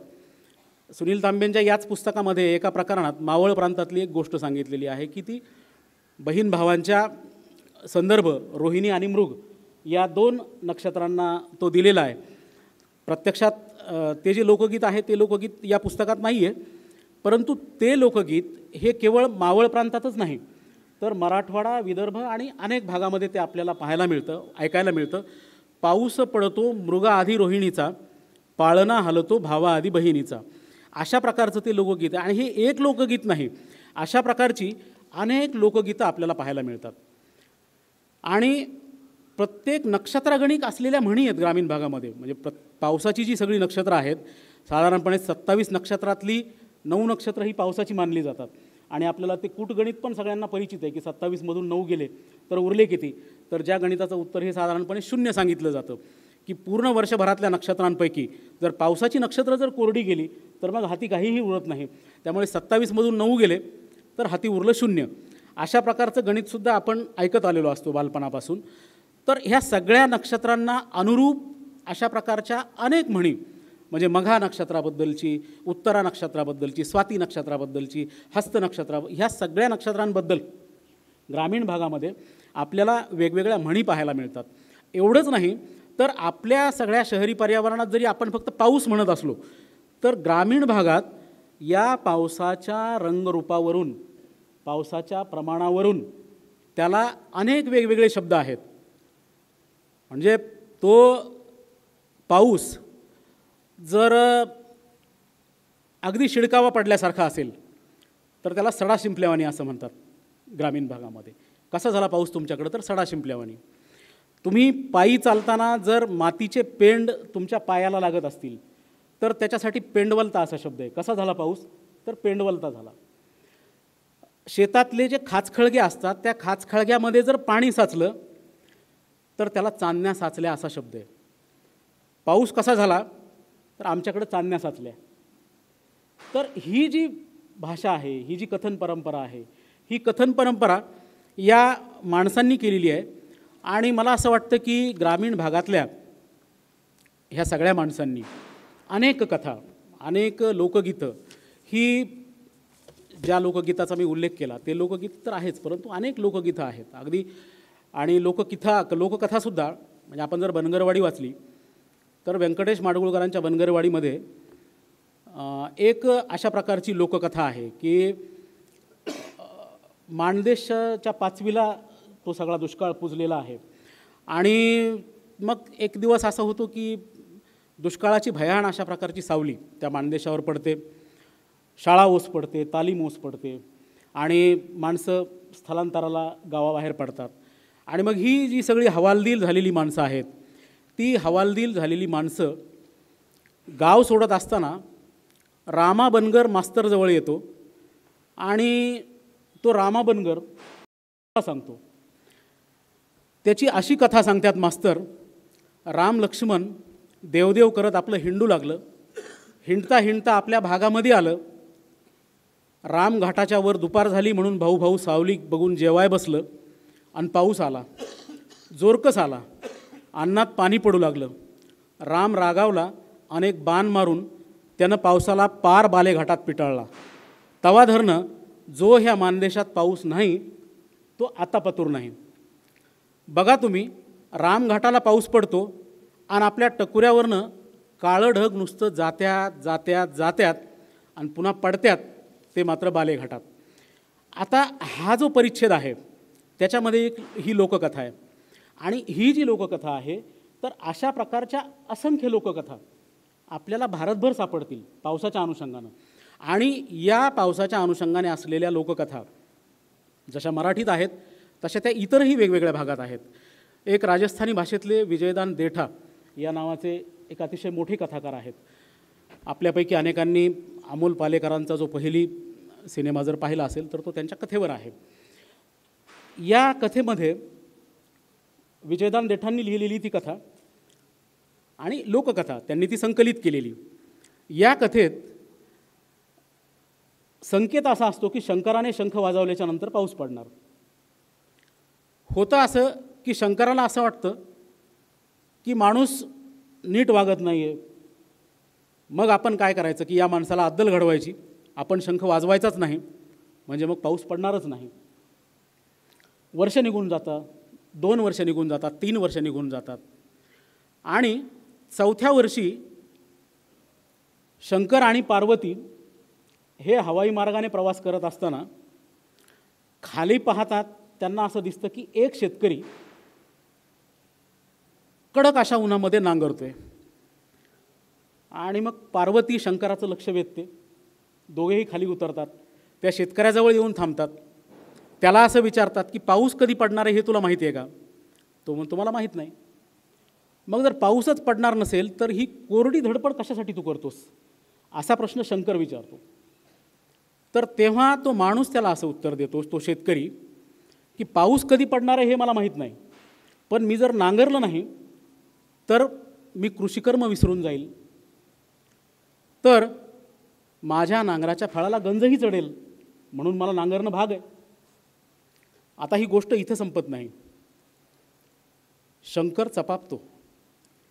शंकराच्या असं लक्षात येतं की आपणही 3-4 वर्षात शंख वाजवलेला नाही आहे. आणि हे लक्षात आल्याच्या नंतर मग शंकर शंख वाजवायला सुरुवात करतो. आणि संकेतच होता की शंकराने शंख वाजवल्याच्या नंतर पाऊस पडणार. आता ही वरवर साधी जरी लोककथा दिसत असली तरीसुद्धा या कथेत सर्वसामान्य माणसाचा जगण्याबद्दलचा भरवसा हा इतका प्रबळ आहे की देवालाही भानावर आणण्याचं काम इथल्या सर्वसामान्य माणसाची शहाणीव करते. इथल्या सर्वसामान्य माणसाच्या जगण्याचं तत्त्वज्ञान ज्यावरती उभं आहे ते तत्त्वज्ञान हे इतकं मोठं आहे त्या कष्टकरी माणसाचं की इथल्या अनेक गोष्टींना ललकारण्याचं काम इथला माणूस करतो. हे जे लोकतत्त्व आहे हे लोकतत्त्व आपल्याला अभ्यासावं लागेल. आपल्याला पुन्हा पुन्हा वेगवेगळ्या भागात असणारी जी सगळी पावसाच्या अनुषंगानं असलेली जी परंपरा आहे त्या परंपरेला पुन्हा एकदा उजाळा द्यावा लागेल. आणि या प्रयत्नातलं हे अतिशय महत्त्वाचं काम आहे. मान्सून ही मी म्हणालो तसं महत्त्वाची तर गोष्ट आहेच. आता मान्सूनचे सर्वदूर आगमन ही तर बातमी आपण वर्तमानपत्रात अनेकदा वाचतो, परंतु बाबा नागार्जुन या नावाचे हिंदीतले एक अतिशय महत्त्वाचे कवी आहेत की ज्यांनी दरभंगा जिल्ह्यातल्या एका बलचन्मा नावाची त्यांची कादंबरी आहे, एक शेतमजुराचा मुलगा, आणि तिथल्या बिहारमधल्या सरंजामी व्यवस्थेत दडपल्या गेलेल्या एका बापाच्या पोटी त्याचा जन्म झालेला आहे.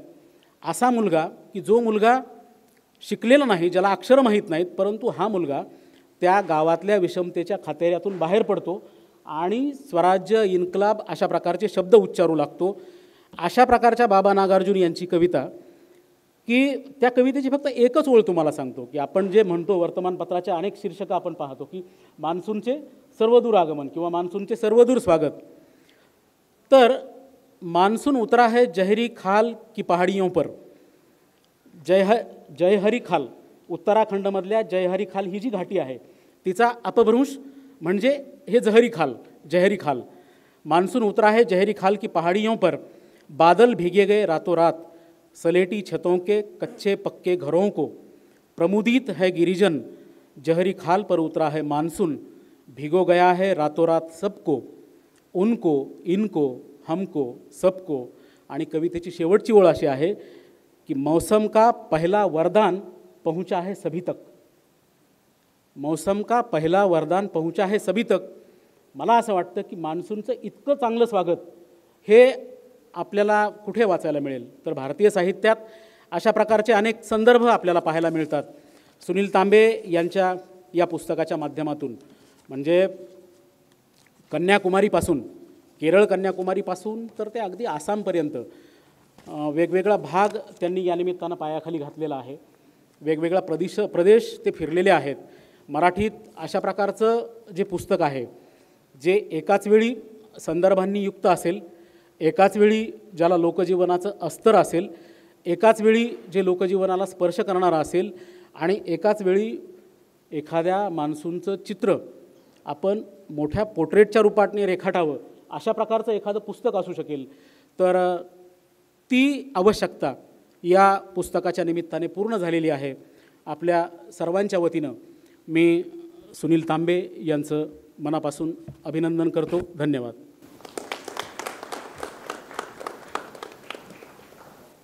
धन्यवाद सर. आता मी राष्ट्रसेवा दलाचे राष्ट्रीय अध्यक्ष अजित शिंदे यांना त्यांचं मनोगत मांडण्याची विनंती करते.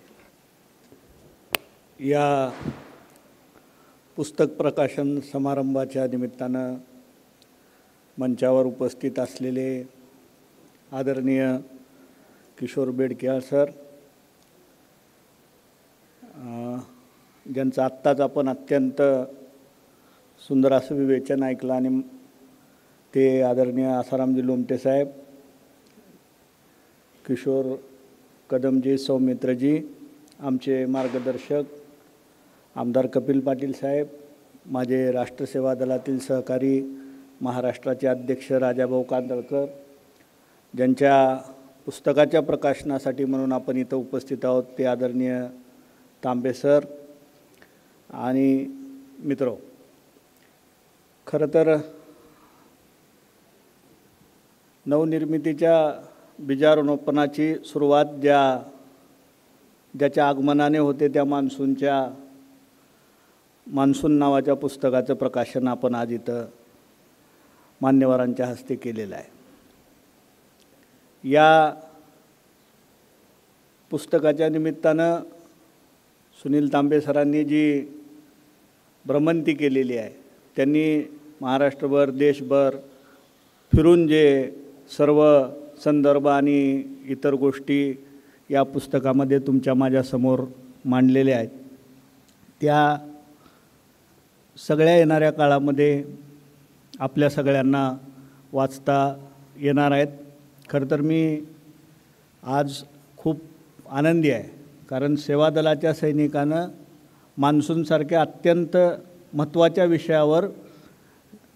जनगण मनचा जयघोष करत एक अत्यंत तुमच्या माझ्यासाठी लाभदायक असं पुस्तक आज तुमच्या माझ्यासाठी दिलेलं आहे.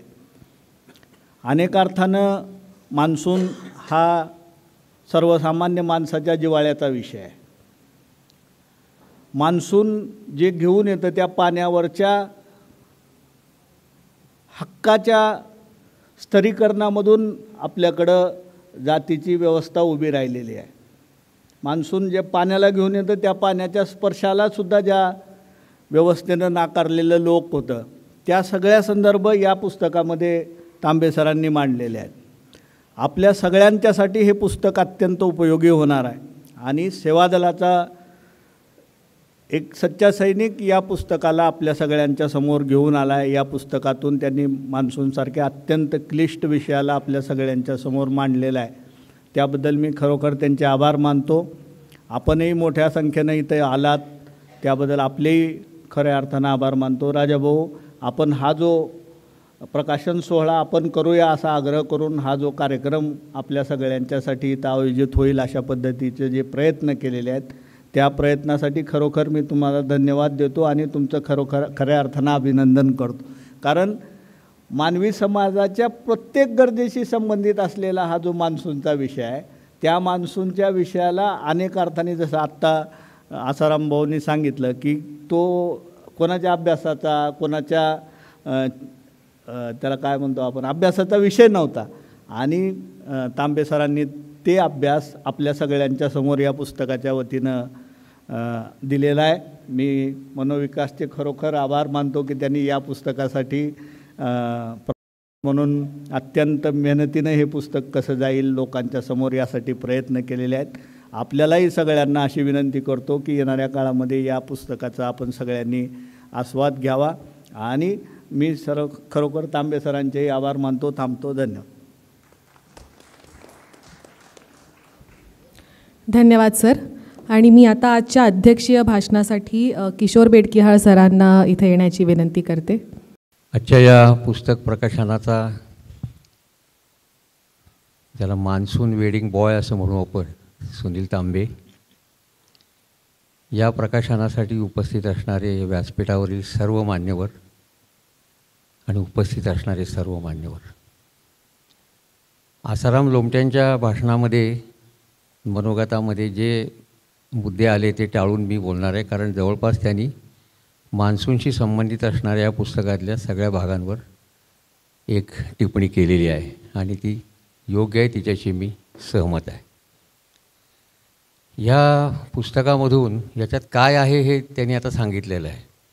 पारंपरिक शहाणपण आहे, संबंध मान्सून ही केवळ भौगोलिक घटना नाही, तिचे होणारे सांस्कृतिक, सामाजिक, आर्थिक, राजकीय सगळे परिणाम याच्यामध्ये त्यांनी कुठे ना कुठे मांडलेले आहेत. लोकजीवनाशी तो कसा संबंधित आहे, लोकसाहित्याशी कसा संबंधित आहे, लोककथा, लोकगीतं याच्याशी कसा संबंधित आहे हेही त्यांनी मांडलेलं. म्हणजे एकूण मानवी जीवनाची जी सर्वंकष घडण आहे त्या घडणीविषयी आसारामने अगदी यथायोग्य पद्धतीनं निवेदन केलेलं आहे. या पुस्तकाची ताकद एवढी आहे की याच्यातनं काही नवे वाद, डिबेट्स ज्याला आपण म्हणू ते सूचित होतात. त्याच्याकडे मी आपलं लक्ष वेधणार आहे. सुनील तांबे हा एक अवलिया व्यक्तिमत्व आहे असं माझं म्हणणं आहे. मी बरेच वर्ष त्याला पाहतो आहे, जवळपास 82-83 पासून. आणि सतत भ्रमंती करणं, हिंडणं फिरणं, पण ती भ्रमंती म्हणजे नुसती भ्रमंती नाही तर त्या ठिकाणचं समाज जीवन, त्यातलं साहित्य असेल, राजकारण असेल, ताणेबाणे असतील जीवनातले सगळे, ते सगळे समजावून घेणं आणि सतत त्याच्याबद्दल बोलत राहणं हे त्याचं एक पूर्वीपासूनचं वेळ आहे.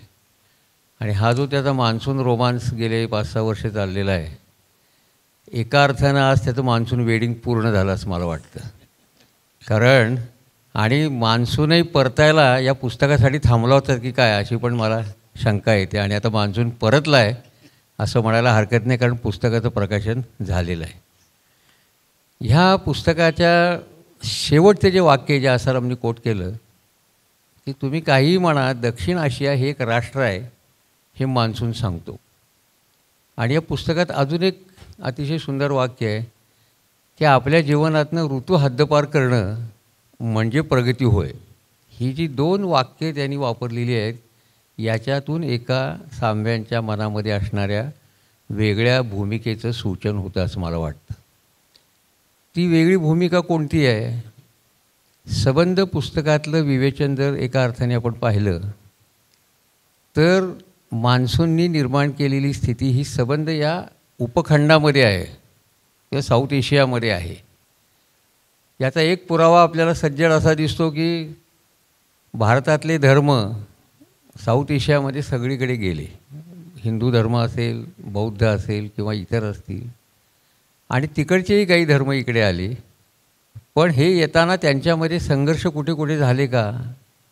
अगदी किरकोळ संघर्ष सोडतात, ते सुद्धा संघर्ष म्हणावेत की नाही हा भाग वेगळा.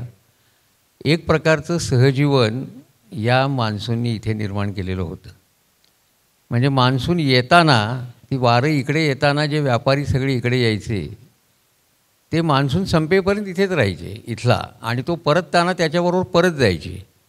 या व्यापारी देवाणघेवाणीमधून जे एक सहजीवन आकाराला आलं, जे एक सर्वधर्म समभाव आकाराला आला, ते या सगळ्यात पुस्तकाचा कळीचा भाग आहे असं मला वाटतं. कारण शेवटी मान्सून येतो, पाऊस पडतो, पाऊस नाही आला तर आपण दुष्काळ जाहीर करतो, जास्त झाला तर ओला दुष्काळ जाहीर करा, ही सगळी मागणी करतो.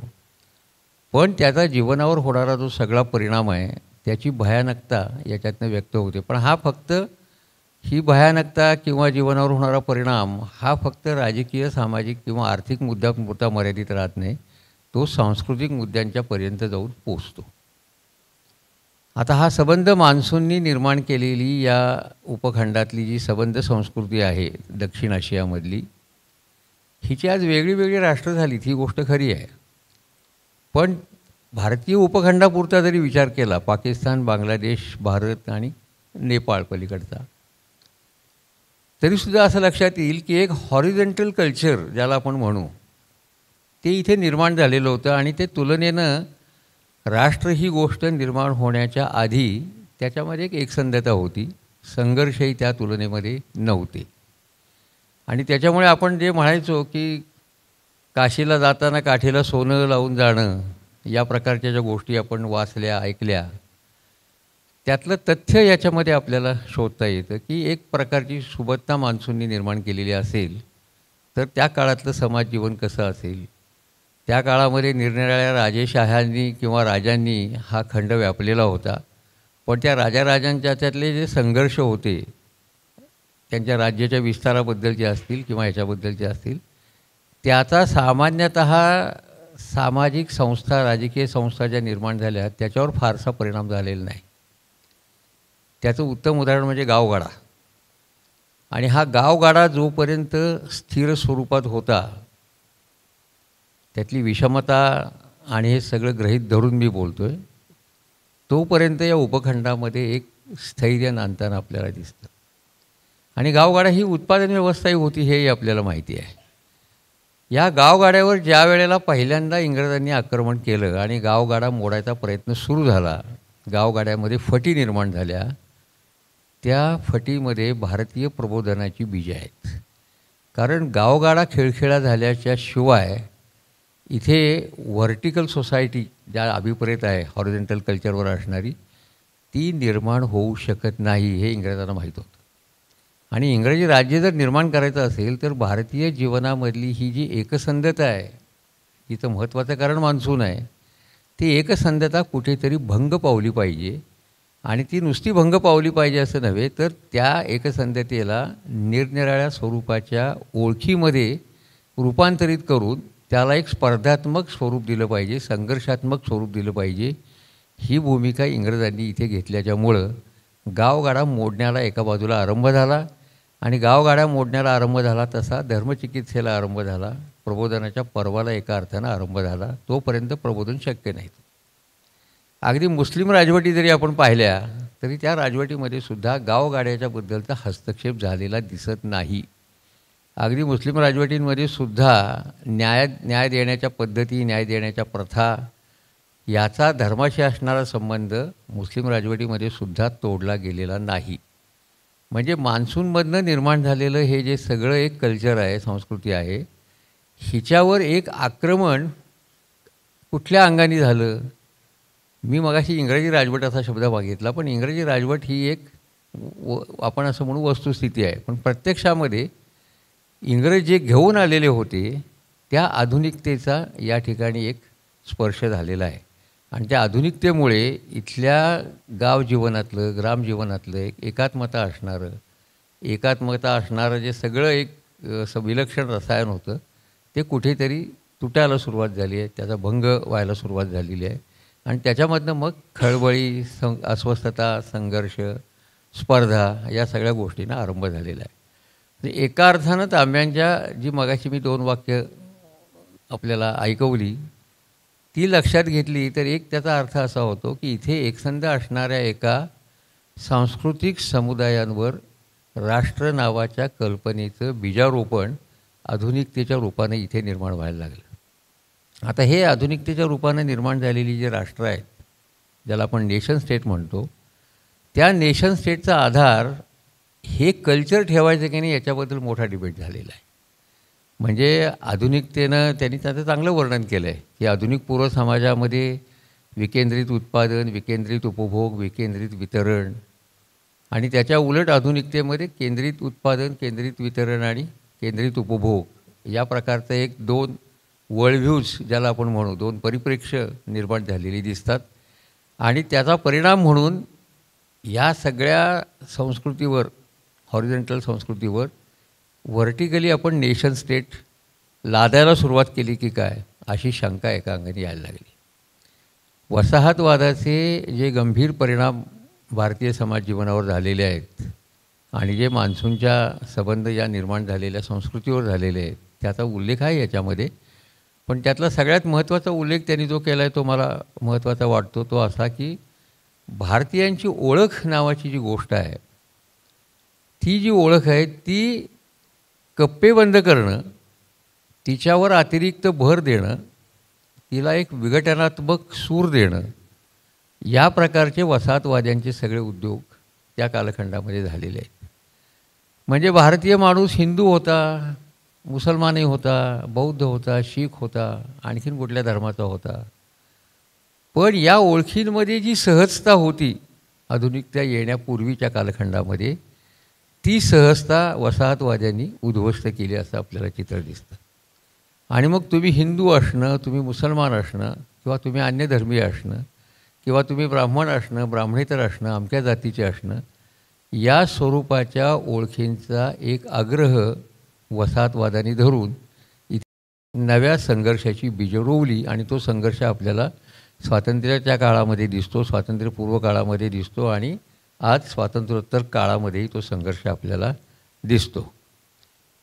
दुसरा एक महत्त्वाचा मुद्दा त्याच्यातून अधोरेखित होतो की आधुनिक पूर्व समाजामध्ये अनेक प्रकारच्या राजेशाह्या इथे असल्यामुळे, एकसंध राज्यसत्ता नसल्यामुळे राज्यसंस्थेची जी भूमिका आहे त्याची भारतीयांना लागलेली सवय आणि आधुनिकता निर्माण झाल्याच्या नंतर इथल्या केंद्रित राज्यसंस्थेनं केलेली एकूण इथल्या जीवनाची फरफट म्हणा किंवा त्याची एक सवय लावण्याचा प्रयत्न केला असं म्हणा, या 2 गोष्टी ठळकपणे या पुस्तकामध्ये समोर येताना आपल्याला दिसतात.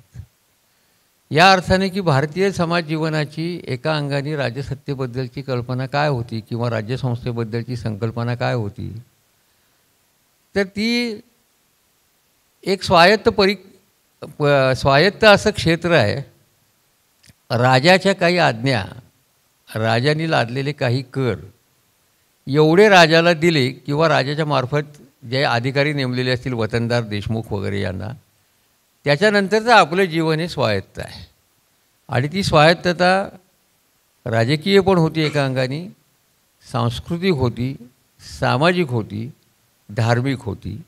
या स्वायत्ततेवर राजाची सत्ता चालत नाही आणि चालू नये अशा प्रकारच्या मानसामधनं इथल्या राजसत्तेचा एक रोल तयार झालेला होता. त्यामुळे रोल ऑफ स्टेट ज्याला आपण म्हणतो भारताच्या संदर्भात किंवा उपखंडाच्या संदर्भामध्ये, तो आजच्या स्टेटसारखा अपरंपार सर्वंकष अशा स्वरूपातला नाही, तो लिमिटेड आहे. राजा धार्मिक असायचा का? असायचा. तो इस्लामी असेल किंवा हिंदू असेल किंवा अन्य कुठल्या धर्माचा असेल. पण इथे आपण एका बहुधर्मीय समाजामध्ये राहत आहोत आणि राज्य करत आहोत. त्यामुळे आपल्या धार्मिक असण्याची मर्यादा इथल्या राजांनाही पुष्कळांशी माहीत होती. आणि ती इस्लामी राजवट हे त्याचं उत्तम उदाहरण आहे. ती इस्लाममध्ये काही देवळं पाडली गेली नाहीत वगैरे असं काही माझं म्हणणं नाही. ती पाडली गेली, पण ती कुठे पाडली गेली? एक तर संपत्तीची केंद्र होती अशा ठिकाणं त्याच्यात हायलाईट केली त्यांनी. सोमनाथच्याबद्दल त्यांनी म्हटलेलंच आहे. किंवा विजयनगरच्या साम्राज्याच्या संदर्भातसुद्धा तिथे असणाऱ्या संपत्तीची जी मोजदाद नंतरच्या काळात झाली ती लक्षात घेता सामान्य माणूस त्याच्यापासून वंचितच होता. किंवा याच्यात पद्मनाभ देव मंदिराचा खजिना कसा निर्माण झाला व्यापारी याच्यामधून, ते सगळं याच्यामध्ये आलेलं आहे. म्हणजे एका बाजूला हे सगळं आहे, पण ही स्वायत्तता लोकांनी राजसत्तेच्या पलीकडे जाऊन उपभोगण्याची एक मानसिकता इथे निर्माण झालेली दिसते. आणि त्याच्यामुळे राज्यावरचं अवलंबन किती ठेवायचं हे मान्सूनच्या ह्याच्यात आधारे निर्माण झालेल्या संस्कृतीमध्ये आपल्याला शोधता येतं. त्याचं सगळ्यात उत्तम उदाहरण जर कुठलं असेल तर रवींद्रनाथ टागोरांनी जे स्वदेशी समाज म्हणून 3 निबंध लिहिलेले होते 19व्या शतकामध्ये, ते जर पाहिले आपल्याला तर लक्षात येतं की इथे काय परिस्थिती होती. ते टागोरांनी असं म्हटलं आहे. आणि ह्याच्यातही एक तामिळनाडूमधल्या एका शाळेचं उदाहरण आहे या पुस्तकामध्ये, की त्या शाळेचा सगळा खर्च गाव करायचं पूर्णपणे. त्याच्यात मुलींना परवानगी नव्हती वगैरे हा भाग आहे, विषमतेचा मुद्दा नाही असं नाही आहे. पण गावाकडे त्याची जबाबदारी होती. सरकारकडनं नावा पैसा घ्यायचा नाही.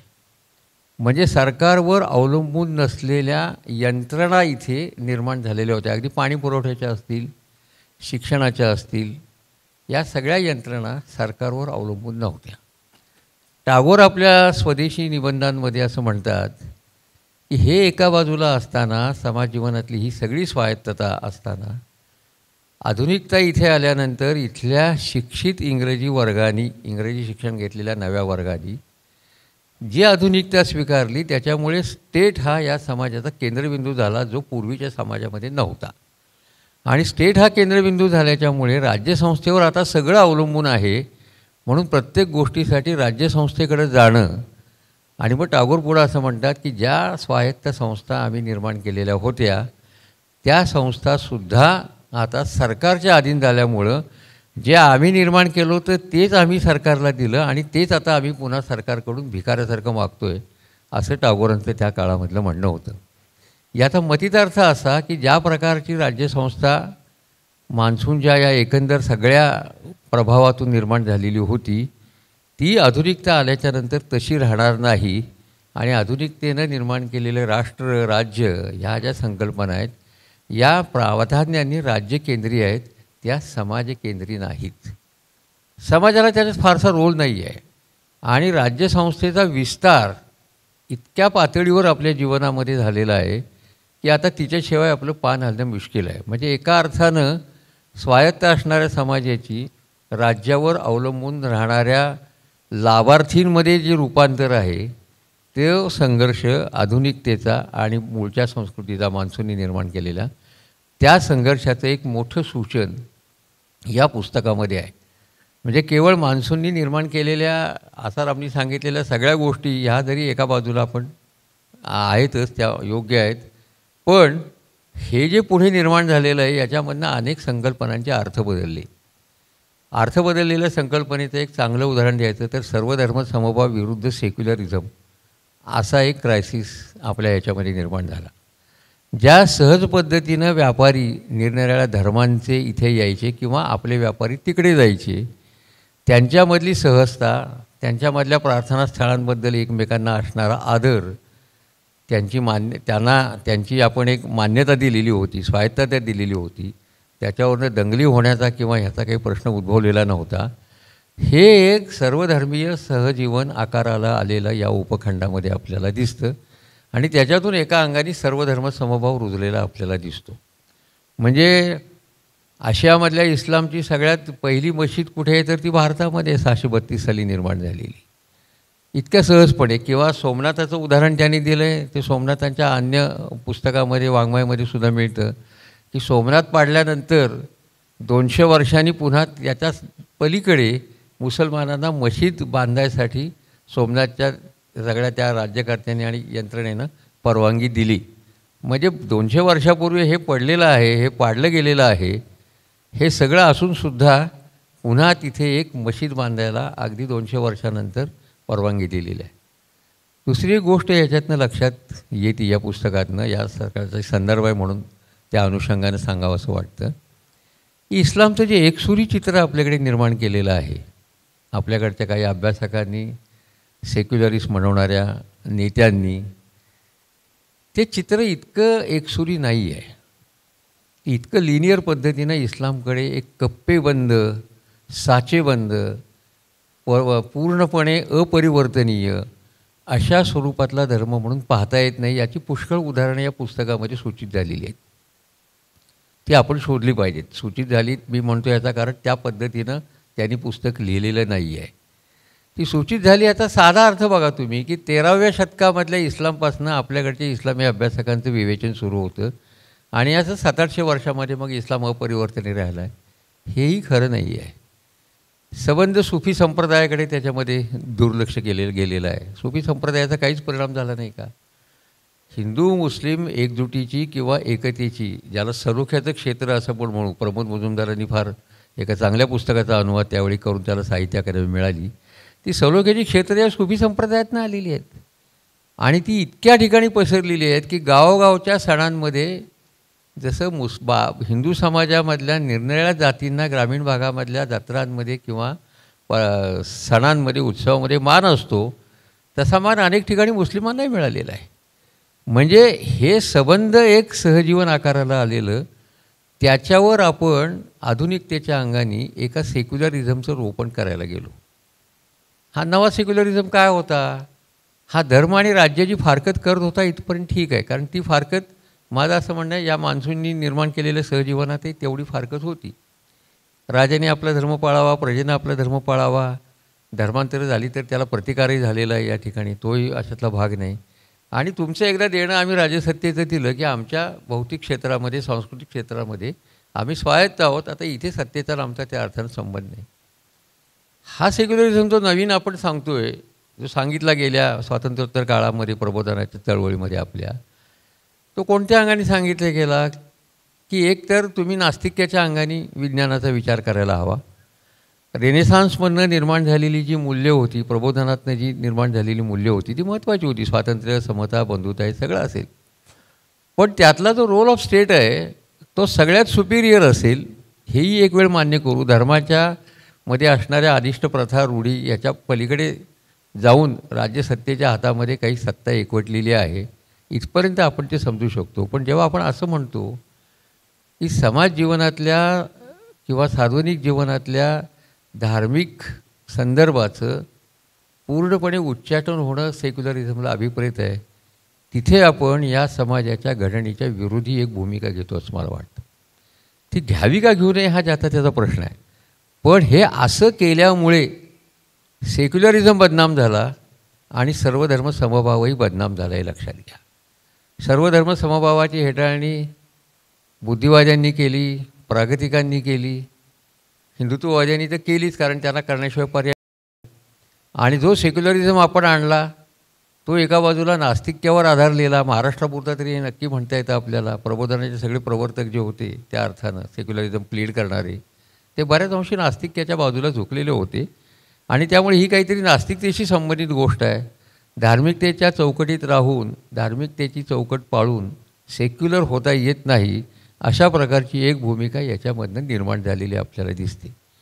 तिचा संघर्ष या सर्वधर्म समभावाशी झाल्यामुळे आज आपल्या समाजामध्ये धड सर्वधर्म समभावही तुम्हाला स्थिर झालेला दिसत नाही आणि सेक्युलरिझमला जे अभिप्रेत होतं सार्वजनिक जीवनातलं धर्माचं स्थान, तेही पूर्णपणे नाहीसं झालेलं दिसत नाही. आता हे जे सगळे बदल आहेत ब्रिटिश काळामध्ये झालेले, ब्रिटिशांनी आणलेले, ते आधुनिकतेच्याद्वारा आणले हे उघडच आहे. पण ब्रिटिशांनी ते आणलेली आधुनिकतासुद्धा फ्रॅक्चर्ड मॉडर्निटी ज्याला म्हणू, खंडित आधुनिकता होती. ही पूर्णपणे आधुनिक असणारी गोष्ट नव्हती.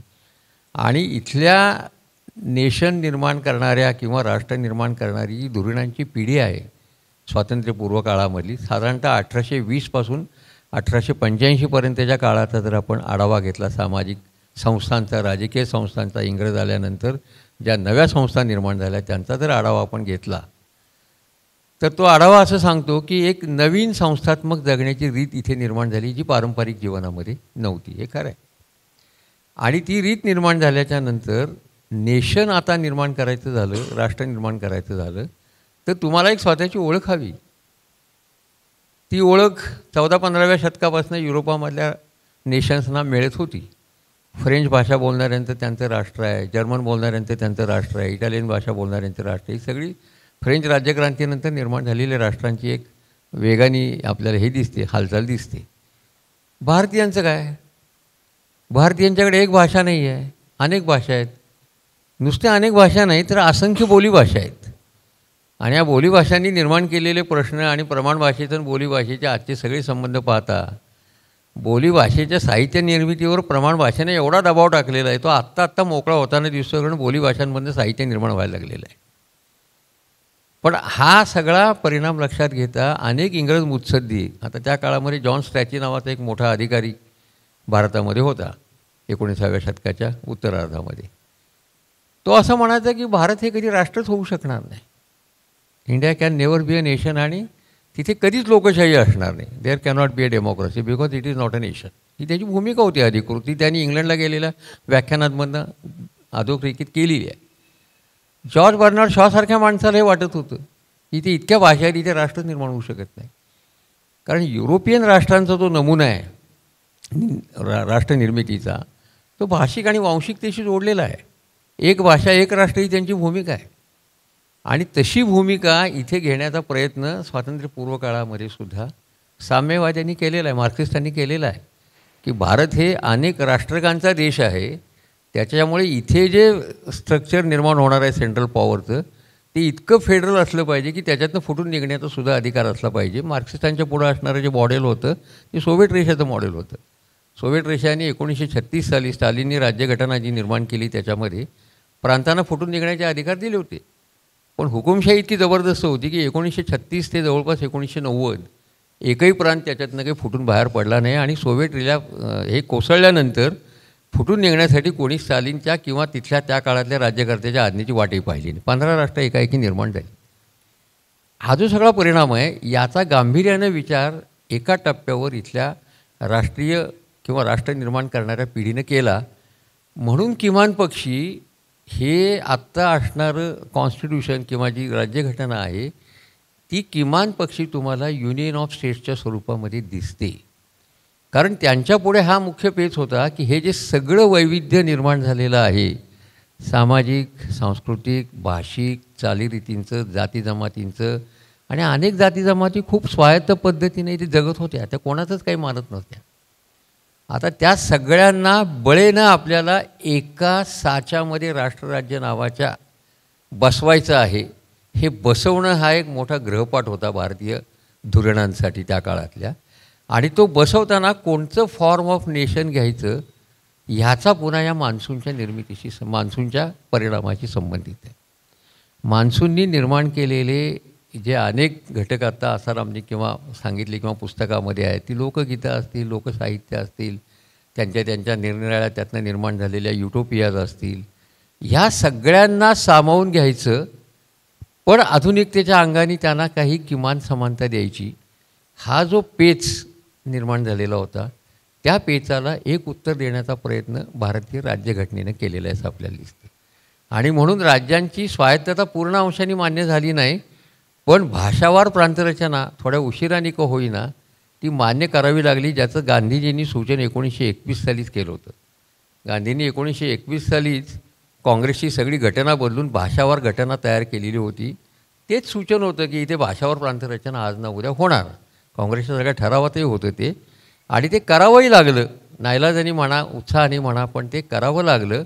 आणि आत्ताचं जे संविधान आहे त्याच्यामध्ये ही जी खेच आहे आधुनिकता आणि आधुनिक पूर्व समाज जीवनातली, म्हणजे एका बाजूला विकेंद्रित सगळं जगणं आणि दुसऱ्या बाजूला राज्यसंस्थेच्या अधीन तिच्या कायद्यांना बांधील असणारं एक जगणं, याच्यातल्या खेच कशी सोडवायची याच्यावर आपण एक कॉन्स्टिट्यूशन तयार करून उत्तर शोधण्याचा प्रयत्न केला आहे. त्यावेळचे नमुने आपल्याकडे होते. एक सोव्हिएटचा नमुना होता, दुसरा जर्मनीचा, इटालीचा एक नमुना होता. तो नाही म्हणूनच ठरलेलं होतं. म्हणजे फॅसिझमच्या पद्धतीनं राष्ट्राचा विचार करायचाच नाही. दुसरा नमुना शिल्लक होता तो युनायटेड स्टेट्सचा होता, अमेरिकेचा होता. आता त्या नमुन्यामध्ये या पद्धतीचा मान्सून बिन्सूनचा तर तिकडे काही संबंधच नव्हता. पण जे स्थलांतरित लोक जसे आले, जसे वसले, त्यांनी जसे प्रांत निर्माण केले, त्या प्रांतांनी एकत्र येऊन राष्ट्र निर्माण केलेलं आहे. म्हणजे origin of the American nation state या अंगाने विचार केला तर ते कशात आहे, तर प्रांतांनी एकत्र येऊन स्वतःचे काही अधिकार कमी करून एक केंद्र निर्माण केलं आणि बाकीचे अधिकार जास्तीचे आपल्याकडे ठेवले. याच्याबरोबर उलटी प्रक्रिया भारतामध्ये तुम्हाला झालेली दिसेल संविधान बनवताना.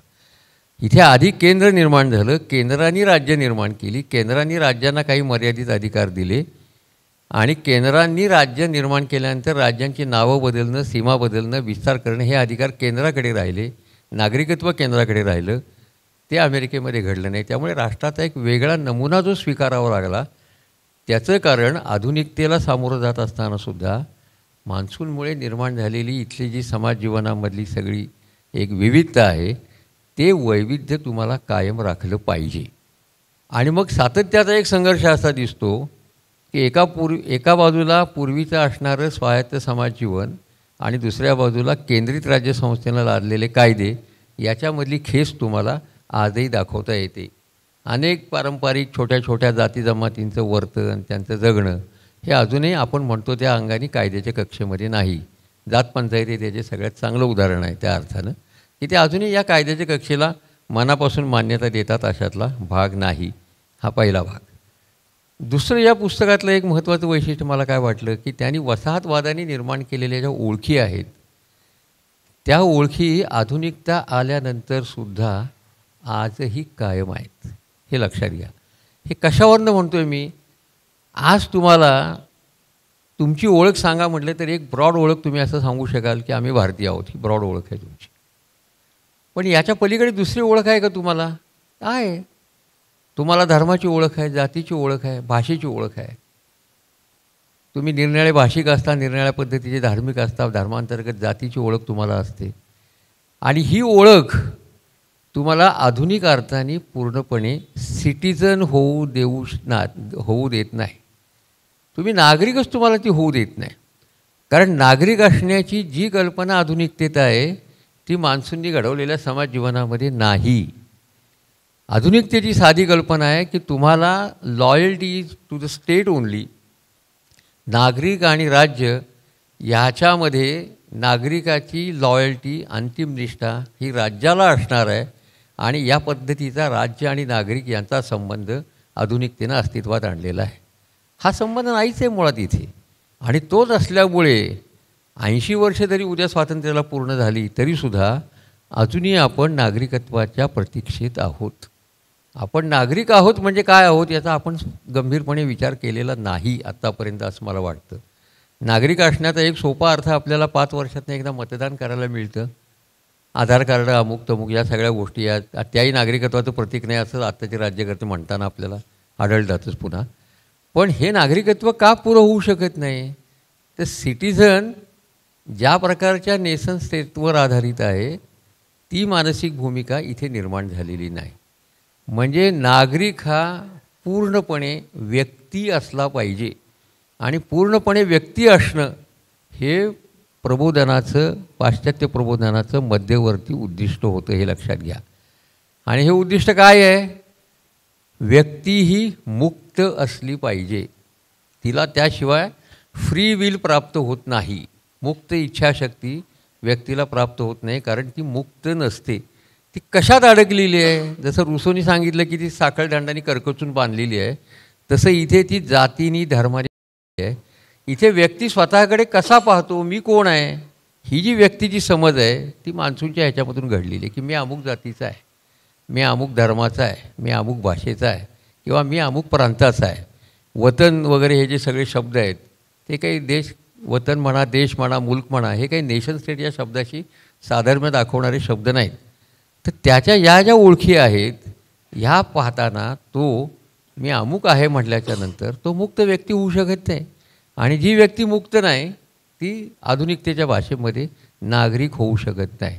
त्यामुळे मग नागरिकता अत्यंत तांत्रिक राहते आणि त्या तांत्रिक नागरिकतेचा आग्रह आपण एका बाजूला धरत असतो, त्याच्या आधारे आपले हक्क सांगत असतो, हक्कांच्यासाठी आपण आंदोलनही करतो, चळवळी पण उभ्या करतो.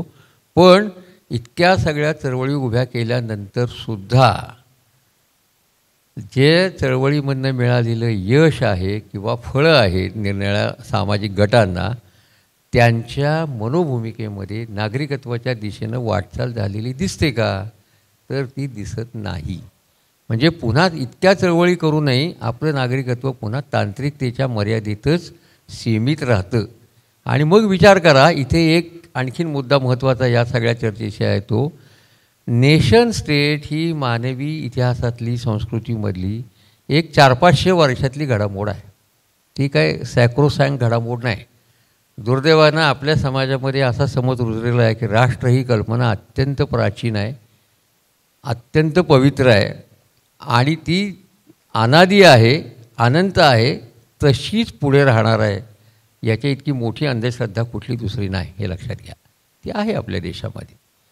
आणि मग ज्या वेळेला ह्या राष्ट्राच्या प्रारूपाच्या पलीकडे जाण्याचा प्रश्न निर्माण होईल, शेवटच्या वाक्यात त्यांनी जे सुचवलं आहे की south Asia is a nation मान्सूनच्या दृष्टीनं, मग राष्ट्र या घडामोडीचा काही वेगळा विचार करावा का?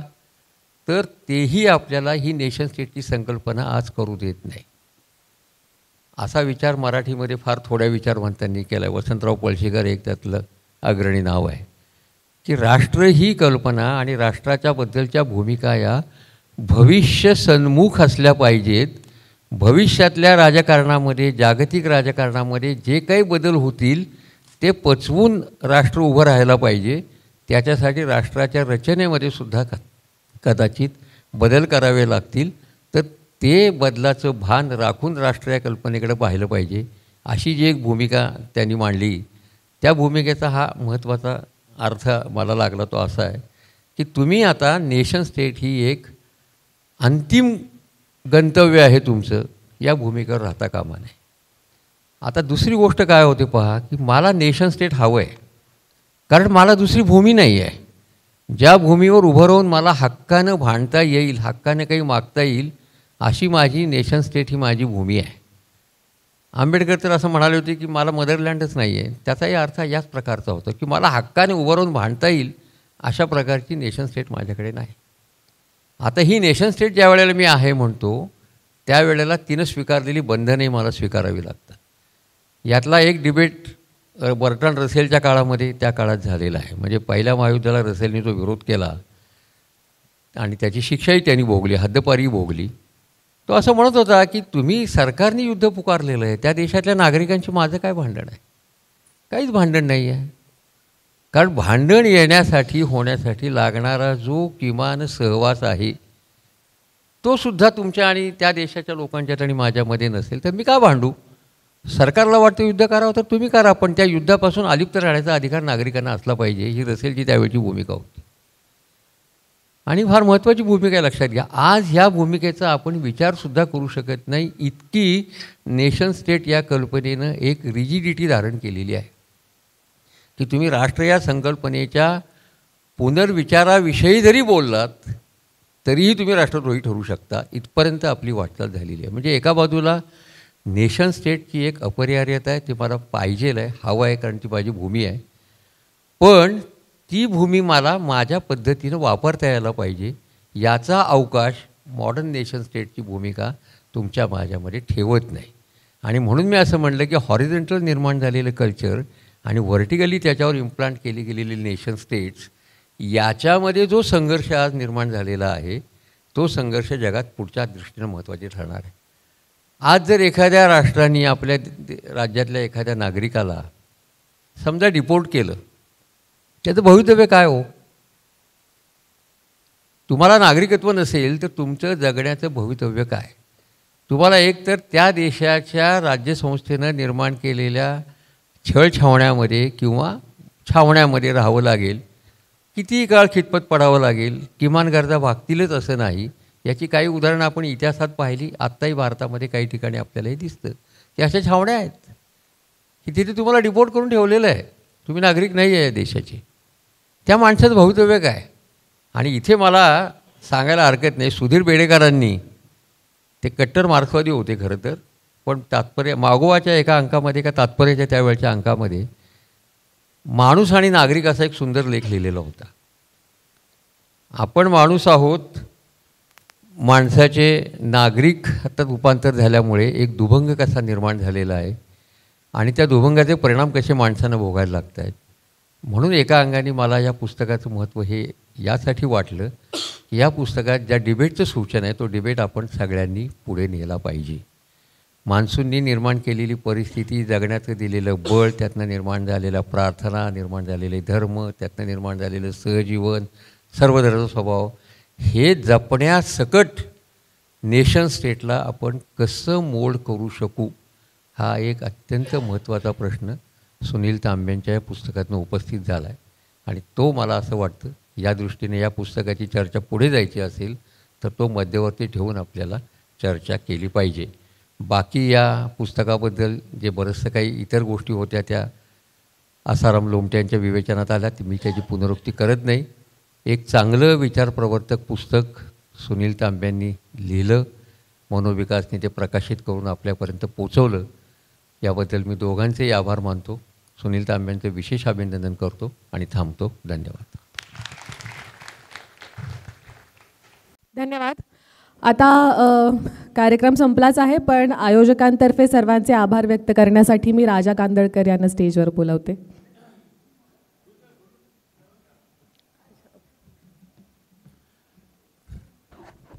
तुम्ही सगळे इथे आलात त्याबद्दल तुमचे आभार.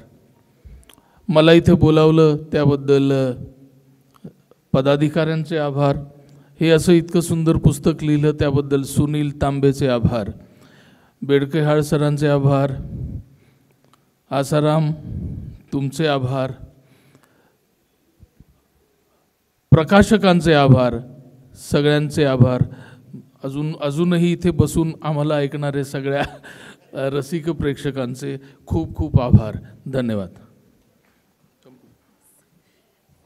धन्यवाद सर. आणि सरांनी म्हटल्याप्रमाणे सर्वांनी पुस्तक नक्की घेऊन जा. शुभरात्री.